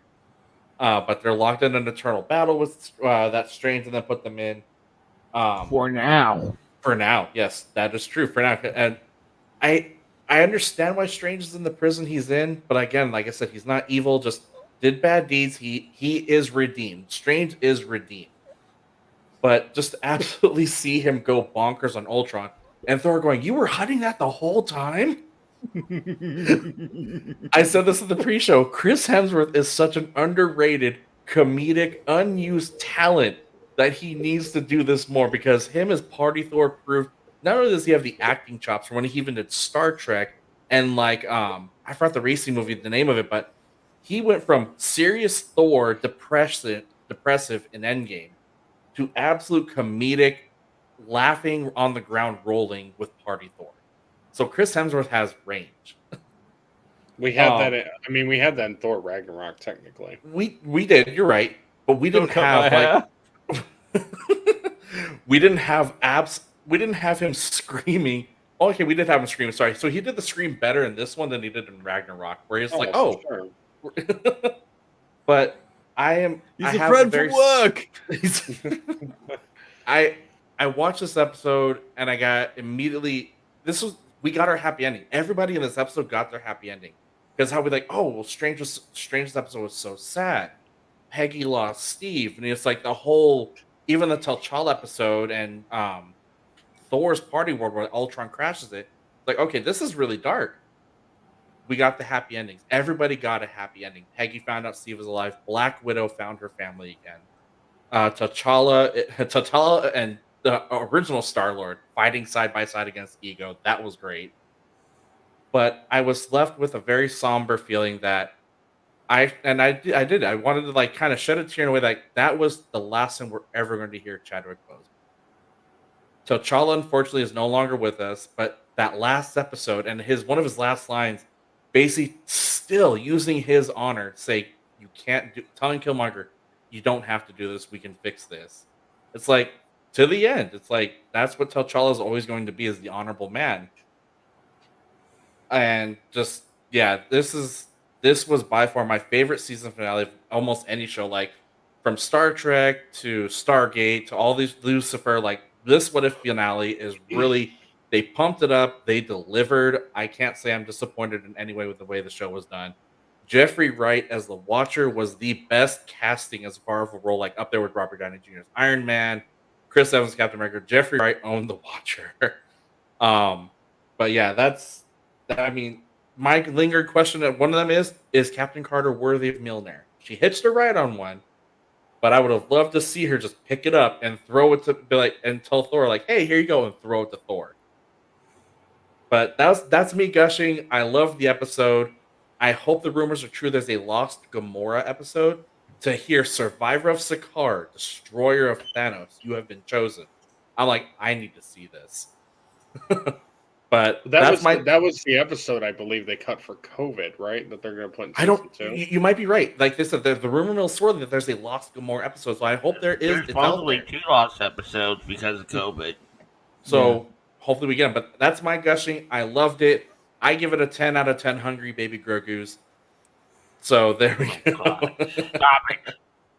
All right, thank you, Greg. That was a lot.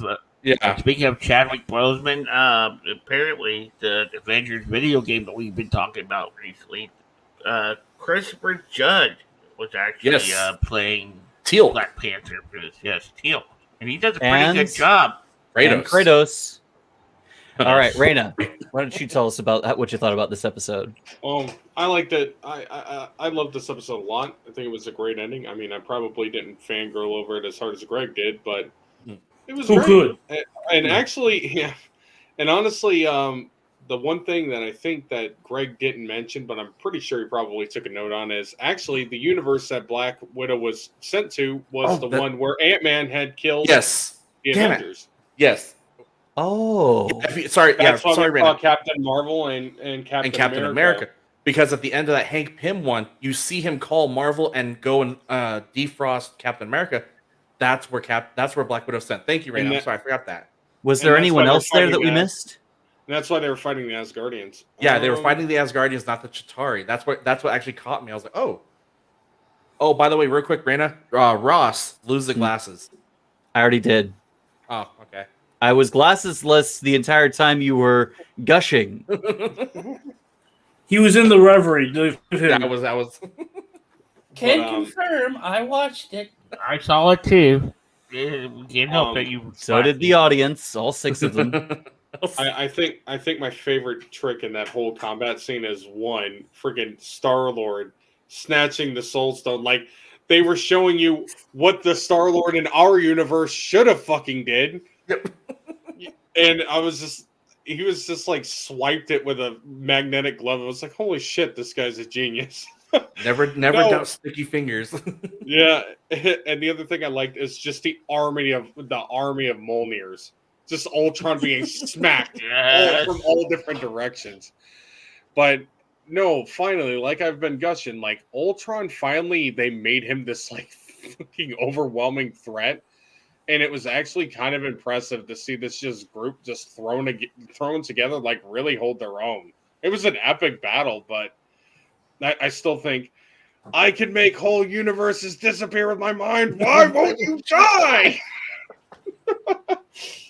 No, that whole fight was just fantastic. And I just, you know what? And I bitched about zombies, but I so loved what they did with this. It's like, just it was a good use for zombies. See, this episode was so good, it got Raina to say something positive about the zombies. I know.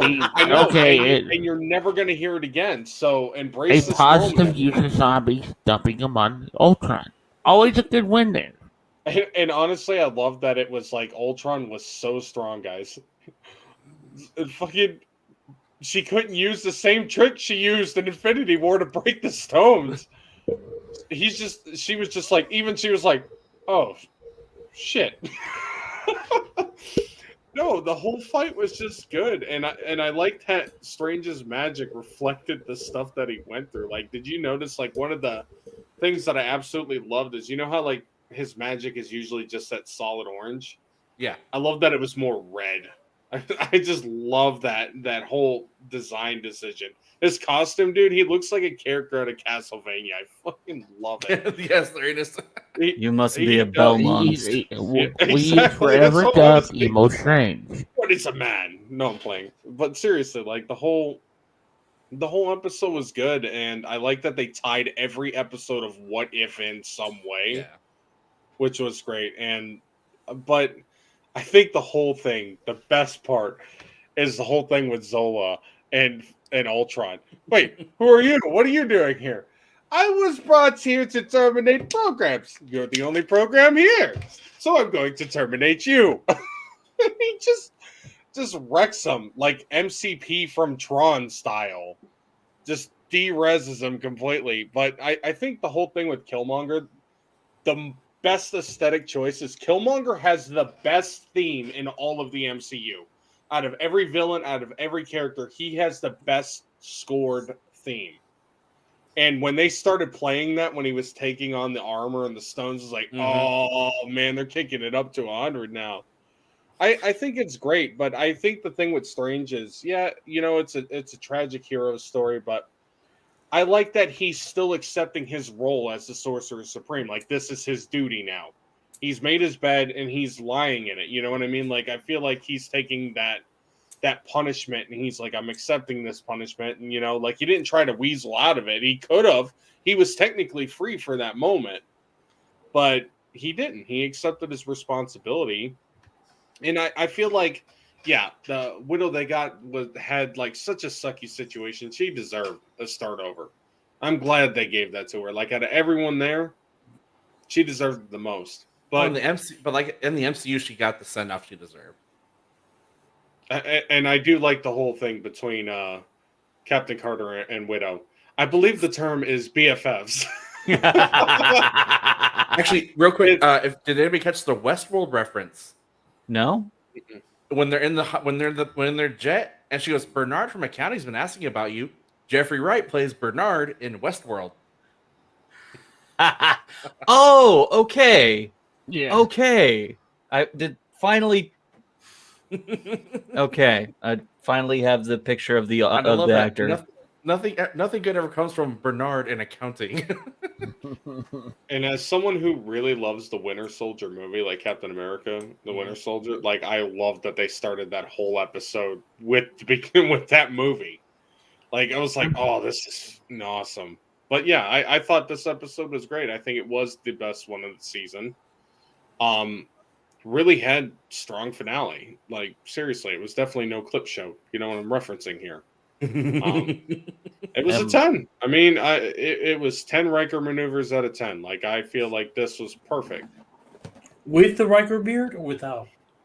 Oh, with the beard. Nobody wants a Boy Scout. Hey, this was definitely a 10 because, one, this is how Ultron should have been.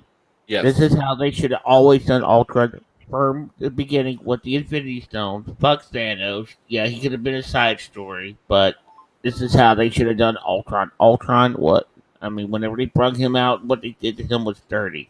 I just wish they would have. How have. they should have done the story. To be fair, in the comic books, Thanos is a lot more threatening and maniacal. He's not as calm and reasonable as he is in the MCU. They made a stylistic choice there, so that's why he doesn't seem as intimidating in the movies. But in the series, he literally kisses death on the lips or whatever. So does Deadpool. Sure, but Deadpool kissed Peter Parker. So look, he'll kiss. Hold on. I want to hear Justin's review, but Raul, when you get the chance, you got everything working, and you watch What If, episode 2 will be pretty quick. You'll see it. All I'm going to say is Captain Genocide. Okay, all right. Yeah, so Justin, let's get Justin. God damn you, Greg.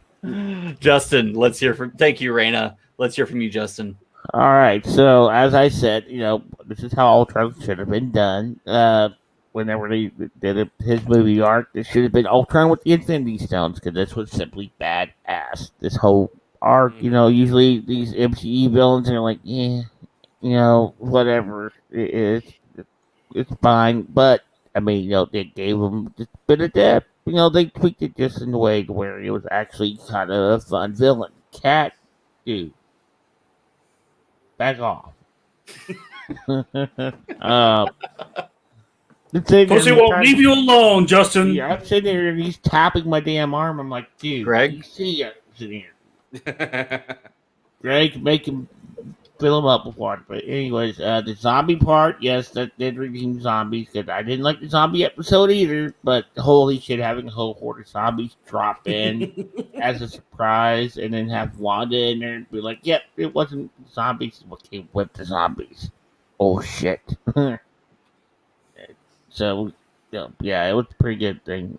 Sad that we lost another Hawkeye, but yeah, it all worked out pretty good, and it opens up if they are going to do a season 2 of What If, which I haven't heard if they're going to do that or not yet.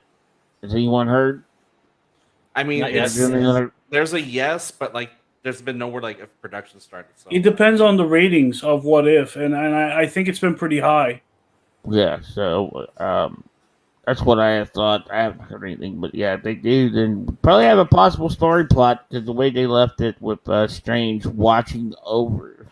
I would like to just break in here a moment. The next story arc for the MCU in general is Kang and the time conquering and the dimensionals. So whatever's coming up next has to tie into that. Well, that would make perfect sense after dealing with Ultron and the Loki. Watcher. Yeah, and Well, Loki. they brought in what's his name from Lower Decks and Rick and Morty. So to structure the story in a way that it makes sense. So I forget his name. The main writer from Rick and Morty. Once they do that, and you'll see the first unleashing of the MCU starting, I think, in next summer. It should be fantastic. It should be a return of Marvel, which people were getting a little bored of. Yeah, definitely. What about Son? What do you think? I think I'm too sleepy to have been paying attention. Yeah, we are getting okay. down to 2 hour That's mark. fair. I do. Okay, so I need to mention this because after I mention this, I'm actually going to leave because I found myself actually just dozing off right now. So there's no way. I was talking for a while. So I don't know if any of you guys know this, and I just found out myself. The Doctor Who Twitter, Facebook, Instagram, and YouTube channels were straight up nuked today. Wait, what? Yeah. Uh-oh. Yeah. Nobody knows if it was. Oh, Nobody knows if it's a PR stunt or if it's a hack or what the hell is going on. The Cybermen finally won. The Twitter itself, the only thing on the Doctor Who Twitter is a pinned comment from the 23rd of March, I think. And there's nothing on their YouTube channel, which I'm subscribed to. There's no profile icon, no videos, nothing. It's all gone. So Yikes. yeah. That's no. yeah, that's a big yikes. Oh boy. Fingers crossed it's a PR stunt. I Hope so. I hope so. Maybe part of a major refresh. Well, they brought back Russell T Davies to do the new season, so Yeah. who the hell knows? I'm not even All right. pulling up the Doctor Who. Well, thank you, son. You get some good sleep. Thank you. And I will try not to stay up from 4 a.m. till what is now effectively almost midnight for me. So, yeah. They're called naps. Oh. Son. Well, see, I was going to get one, and then I got into a really deep and extended conversation with a friend. So, I had to stay That up. happens. Yeah. So, all right, everybody. I will see you guys later. Oh, by the way, what I've been watching just before I go. No String is finally on Fusion, and he swears up and down. He did the first stream today of Fusion. And he swears up and down he'll be able to finish it tomorrow. He'll be able to finish the entire game tomorrow. So I look forward to that because that is literally the direct lead-in for him streaming playing Dread. So I'm looking forward to that as well too. So I'll be picking that up soon. all right. right, everybody, I'm going to get out of here. Remember, you are all loved and appreciated by just your being you, and I absolutely mean it. All right, son. Good night, son. Good night, son. Nighty Good night, night. son. Bye, son. All right. Thank you. As for me, there was so much fun in this episode. There was so much to love. All right, from Athrin Zola's curse your inevitable betrayal to Killmonger turning the tables and trying to become the next Ultron. I mean, yeah, he said he would elevate everyone and give them what they wanted, but he's lied to everyone about his intentions before. There's no way he wouldn't be on top of whatever world that he put together. I can't really say much else that you guys haven't already talked about. This episode was crazy. It was just bonkers and wild and off the wall. They dumped 500,000 zombies on Ultron. There was a mountain of them piled on top of them. I will say my two favorite Easter eggs, though, that I remembered when everyone else was talking was, I love that Gamora's carrying Thanos' fucking sword. Yes. And the other thing is, I love the screaming that Thor does when he's teleported to the pub. It's the same screaming he does from Thor Ragnarok Yes. when he's being brought to the collector. Not the collector. No, not the collector. You know what I'm talking about. Goldblum. Goldblum's character, yeah. That time he was wearing a shirt. It was pretty funny. Oh, just so much. Is he more fun memorable for all wearing around. the shirt or not wearing the shirt, sir? Oh, he's more in pop culture, but from not wearing one. You're talking about Yeah. the guy who got his who got his star in the Hollywood Walk of Fame and posed for it the way he did in Jurassic Park without the shirt. Yes, That's a literal pop culture icon now, bro. that's true. Oh, so I can't really add much more other than So of questions. giddy then, laughter, giddy Of question- fanboying. Quit playing with your dinghy. So we know that No, two I will people stroke it have- as much as I like. Thank you very much. two people have Stroke been it for removed- freedom. Two people have been removed from their realities officially, as we know in the show. Black Widow moved to a different reality, and Killmonger's gone. So that makes me wonder.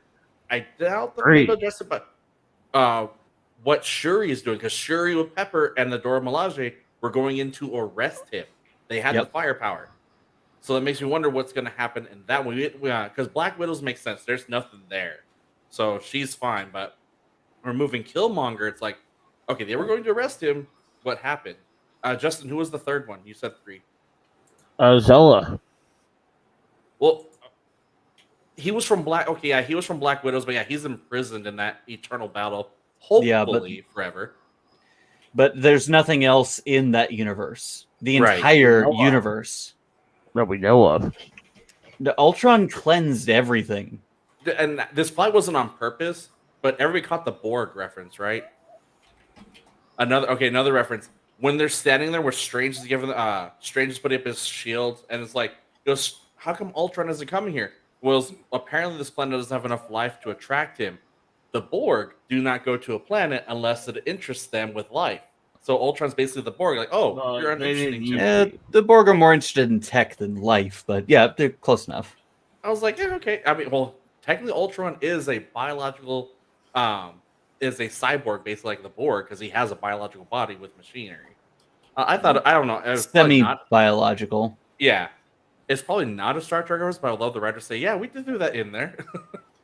They can't really say that though, but hey, yeah, it's fun to think that. But yeah, good calls, good calls. All right, so that'll wrap up our review of What If. So let's move on to some of our other topics of the week. Come on, page. There we go. We got a trailer for DC Fandom 2021, DC's annual product convention. It's been online for, well, as long as they've had it, really. I haven't watched it, but who has? I did get a chance to. I did watch it. Well, Mox, tell us about it, Raina. Oh man, there's a lot of stuff. They covered all their CW fare, which was like, you know, a new season of Stargirl. They touched on the Flash, the Lois Lane and the Adventures of Superman Lois Lane thing going on. I mean, I don't know if that's the name of the show, but I know that that's what it's about. They're announcing new footage, new trailer footage that they actually said new trailer for the Batman movie, which I'm very excited about. Yay. I love the first teaser, like literally him just Mm-hmm. beating the shit out of this guy with his own arm in that alleyway. That thug, like, who are you supposed to be? Just wrecks him. I love it. I think that some of the other things that showed, they're gonna have comic book news. Black Adam, because The Rock is gonna be there doing his thing to promote that movie, the Black Adam movie. And I think they were saying that there's more Wonder Woman news. I know that they're going to be talking what connected to one of the other stories I had shared, the 80th anniversary of Wonder Woman. It's a celebration of that. So it's Well, why don't you tie into that a bit? yeah. So it's the 80th anniversary of Wonder Woman. Gal Gadot and God, why am I having a mind blank right now? The director, Patty. Linda Carter? Linda Carter Linda actually Carter, okay. did some photo ops together for it and did like joint tweets and everything, and they'll be there promoting it.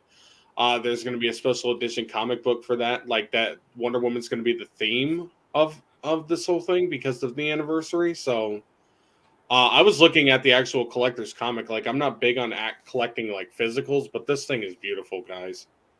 Do you know who the team is working on that comic, Rain? I do not. I don't. But there's a lot of is it Arcane? I think is all over. They have something going on. But I do know that another thing that I noticed in the trailer. It's only there for a split second, but finally some more thing on Gotham Knights, which was the multiplayer Arkham Asylum type game that they cool. So cool. For a long time, and had like that trailer, but we hadn't heard about it, so obviously that's good news that they're going to be showing that off. And in the comment sections, they actually put in the box that new game being announced. That's a secret project that's been in the works for a long time. Which are we finally getting a good Superman game? Like, that would be really great. I don't Injustice. I can't think. How dare you, sir? You're not wrong, but you're not right. No, that was But no. and I think that there was more footage for the Suicide Squad kills Superman or kills the Justice League, that game coming out as well. And I think they're talking about more Snyder Cut stuff. So Okay. I would like to see him do more work in the DC universe. I think he deserves another shot. I'm in that Snyder train to let him finish his Justice League story. Oh, Yeah, it's in the last Aquaman few 2 movies. exclusive footage as well was one of the things they were talking about. Will be there, so we'll be able to get a sneak preview of that as well. So I mean, it looks solid. Like, it's good. Like, Marvel's finally hitting their downtime with the end of What If. I mean, we got a few things coming out that are pretty big, but it's kind of nice to have DC mixed in. Always keep that competition up the best they can. So no news on no news on the new Flash. I saw Flash footage in the actual trailer. Okay. But it was just kind of like in that opening section where they're like, we're going to be talking about this and this. Oh, it was okay. like the Flash and Stargirl, like all the CW stuff's going to be talked about, they said. Funny on the Flashpoint where Raina was going with that one. Michael Keaton put out a tweet. The original bat suit still fits him. I was like, yes. I believe it. He's kept pretty fit. Yeah. And he's honestly one of the best actors to ever don the role. He really, and he's only grown. His chops have only grown since he made that movie. Apparently not grown enough to grow him out of the suit. Thank God. Yeah, I was actually, that was a delightful one. It's like, hey, the bat suit still fits, and I'm sitting here like, yes.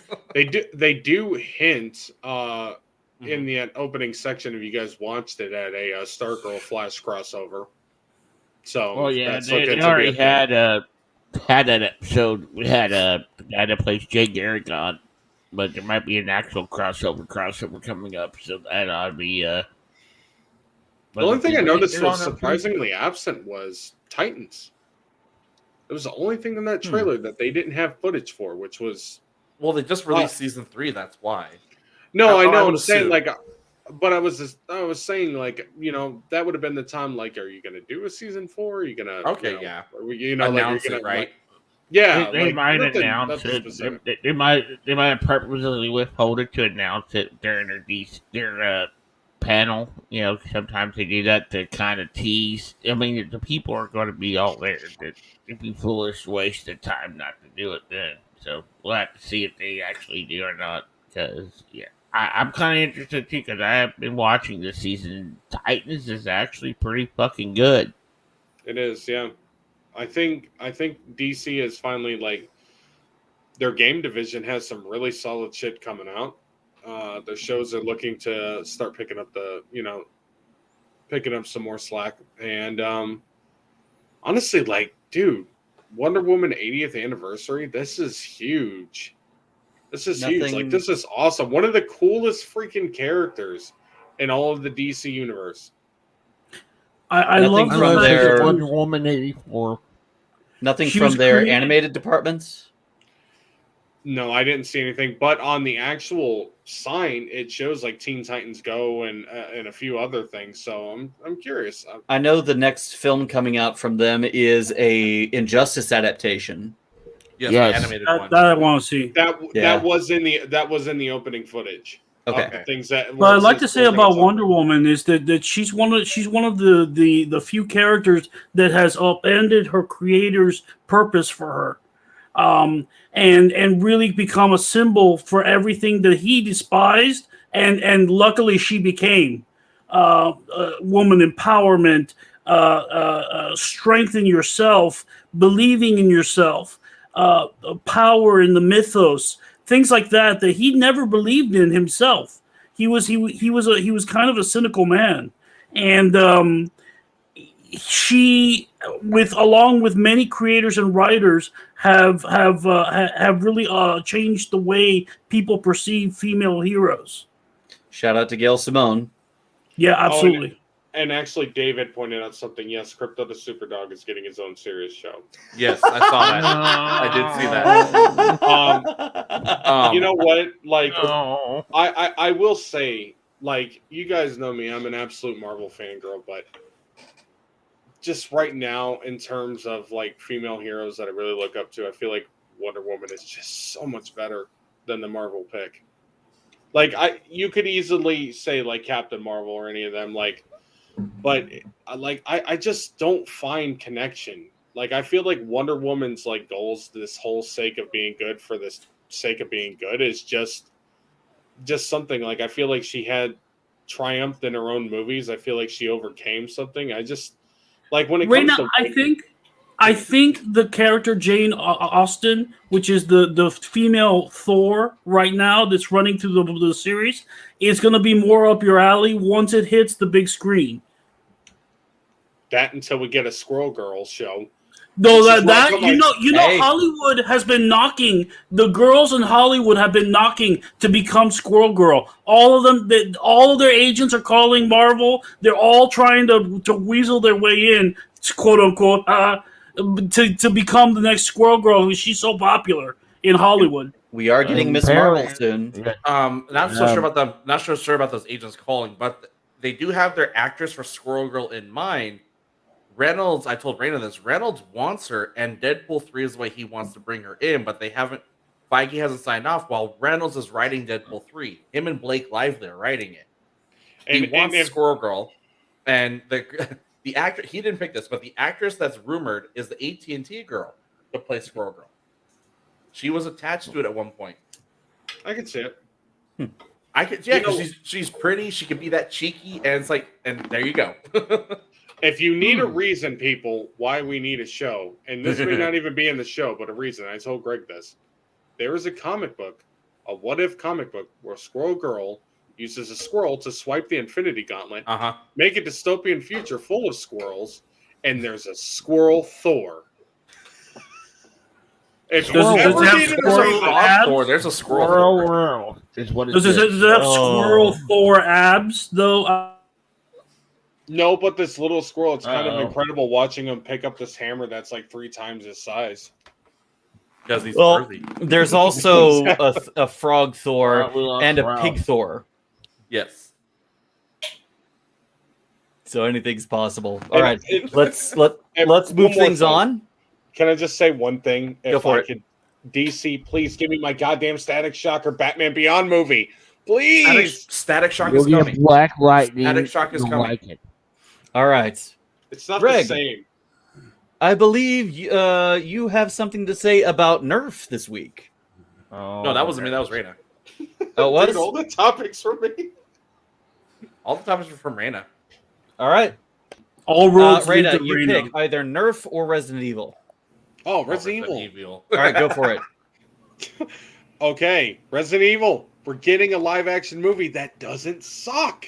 You're welcome, Raina. I showed you. you. Yes, thank you. Greg was actually the one who dropped this to me. I heard rumors about it, but there was no footage, and he got to it first. But I'm still happy because they're tying in Resident Evil 1 and Resident Evil 2, which are arguably the best tales of the series. I mean, there's 3, but, you know, I'm very excited about this. Raccoon City aesthetic is right. They actually have puzzles in the damn trailer that were in the games. Like they have the RPD statue puzzle. They have the whole aesthetic of that. The mansion is exactly the same. They do the cringy line. Don't open that door. Which I was like, oh my God, this is glorious. They do all the cringy shit, but the only thing that I'm not sold on is the actor playing Leon. Like they just picked it looks like they just picked some dude that didn't look like him at all. Like at all. Like he doesn't fucking look at, but he has the whole hilarious things. Like I know like Leon was more serious in Resident Evil 2, but I swear if we don't get the RE4, where's everyone going? Bingo. I'm gonna lose my mind. Because this guy's perfect to say that line. But no, we get Chris Redfield, Rebecca Chambers, Jill Valentine all 3 of them are seen during the mansion bits. We get Claire and Leon. I didn't see any Sherry Birkin, but we did get to see William Birkin's monster. Mr. X is in one of the scenes chasing them. So we're getting the actual monsters from these movies. They had the Hunter prototype from Resident Evil 1. Some of the leeches from 0. Like, they're really going hard, like, into the whole thing. And we see the Raccoon City fucking zoo sign, which is only in the comics. And that comic, just so you know, is one of the best Resident Evil things you'll get. It's literally about a guy who is a zookeeper that gets stuck during the infection, and he has to deal with all the infected animals and escape. And it's one of the greatest comics. It's like literally his night from hell. And I just love it. It's oozing atmosphere. I didn't really dig the song pick. I understood why they did it, but I do like how the whole I like how the actor they picked for Chris. He looks just like the guy. I like the cringy lines, and it's oozing an atmosphere. Like when they show the inside of the RPD building, the liquor on the ceiling, like just Leon, like, oh shit, run! Like, you know, like everything just oozes perfectly, and the layout of the building is exactly the same. They cared about these games. Like it looks perfect. I'm totally sold. I'm going to see it on day 1 because being an RE fan, I'm not missing this one. Finally, no, I gave my wife a movie, therefore we are using the Resident Evil license. All right. Thank you, Raina. All right, one of our final mainline topics of the night. We're going to skip the Actilus since Sun bowed out on us. So, of special interest to me, last week I talked about Critical Role and its upcoming third campaign. Well, unrelated but still Critical Role news this week at day one of New York City Comic-Con, we got a release date and the intro credits for The Legend of Vox Machina, the animated series based on Campaign 1 of Critical Role.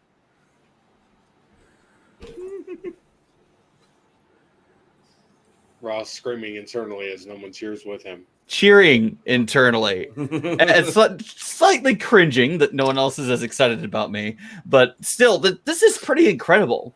I'm excited about you. I mean, the project is, I'm slightly excited about. This is a I can't even display how excited I am about Ross.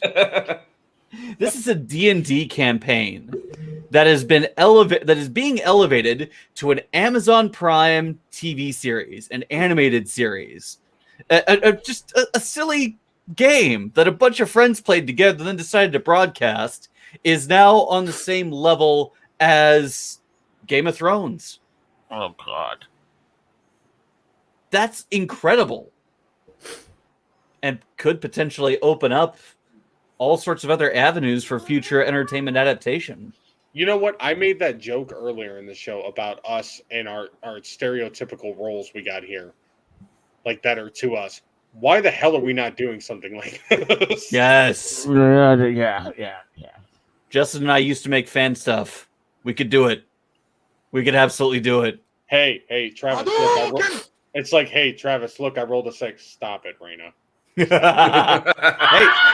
I made that joke 2 weeks ago with the wargaming roll.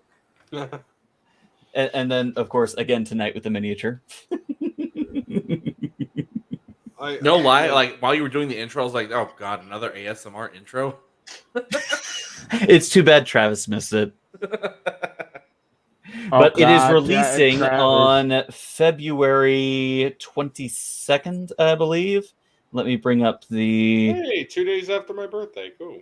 And the intro cinematic is absolutely gorgeous. It was animated by Titmouse, who they've done a whole bunch of incredible stuff.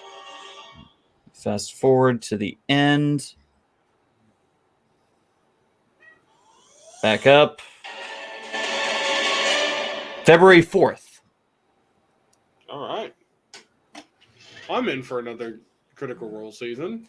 It nicely visually introduces each character and what their abilities are. You've got Keyleth the Druid, Vexalia the Rogue, Vax'ildan the Vexalia is the Hunter, Vax'ildan is the Rogue, Grog the Barbarian, Pike the Paladin, and Scanlan the Bard, and Percival de Rollo von Musseldorf de Rollo III, Esquire, the artificer.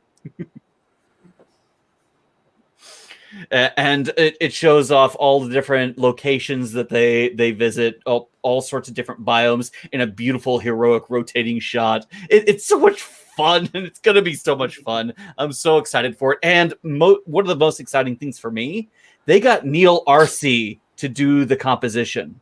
This guy composed everything for Blizzard for 12 years.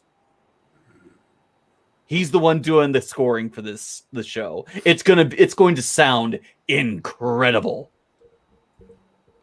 And that's enough gushing for me.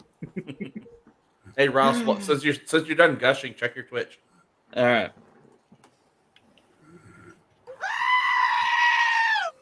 That was good. I was just looking down. Update. Waiting for it to update. Of course.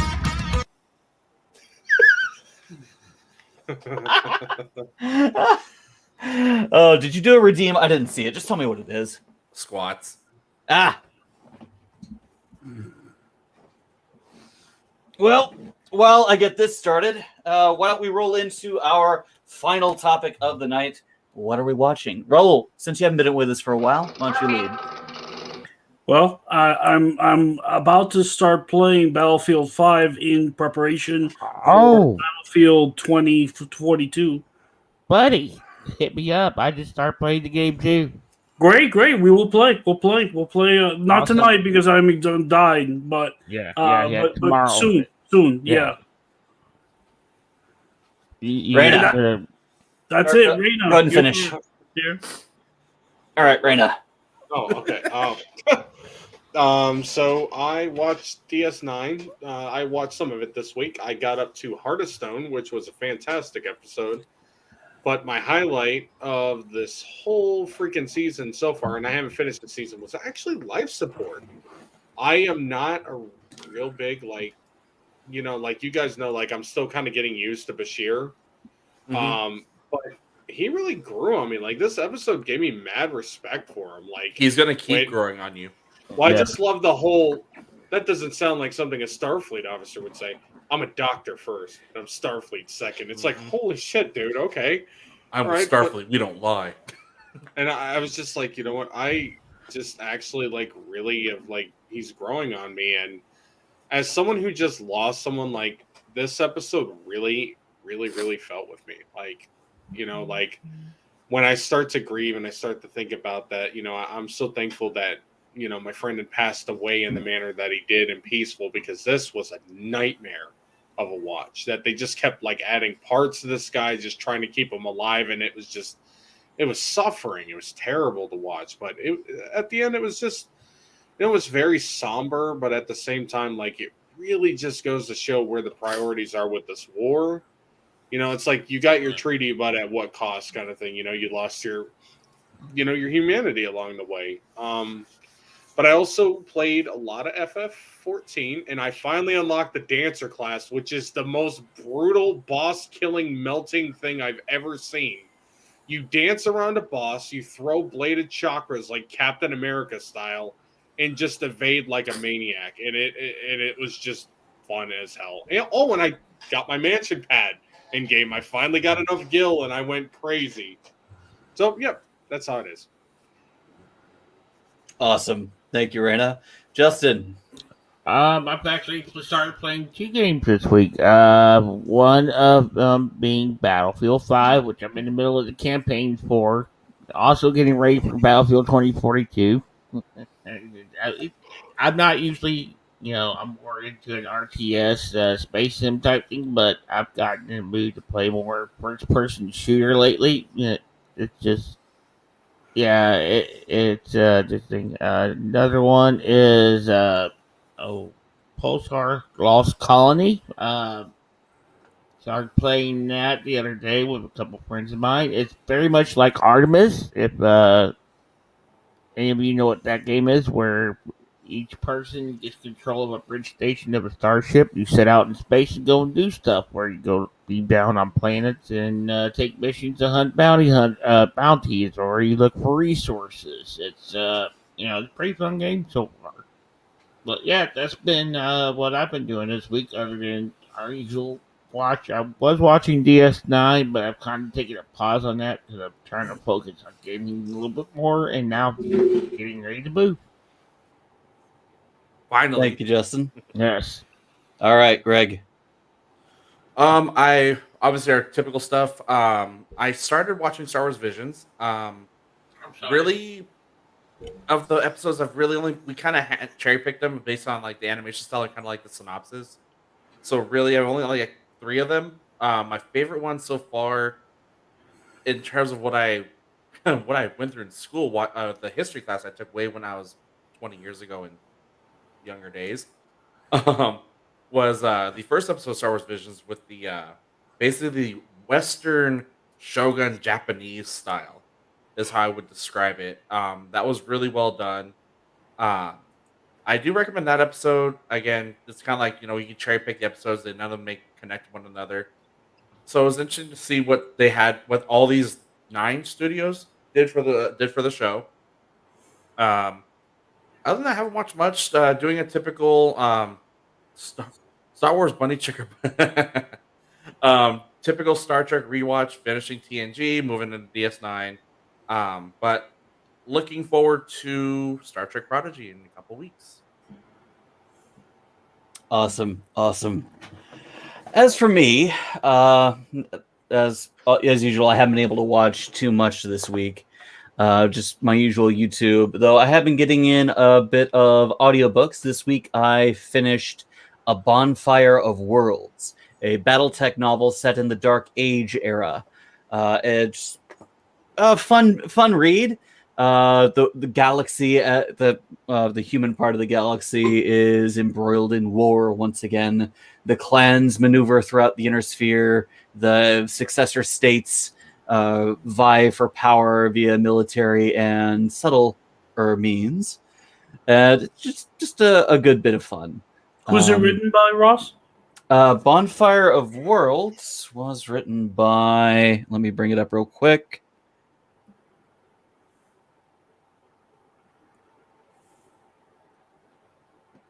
Loading. I will talk. Anyway. Stephen Mohan Jr. Okay. I've heard he's pretty good. Yeah, I enjoyed it. Excellent. Ross, you mispronounced Lucifer. Folks, he's not frozen. Oh shit. Oh. Can I go back and talk about my book? Yeah, go ahead. Go for it.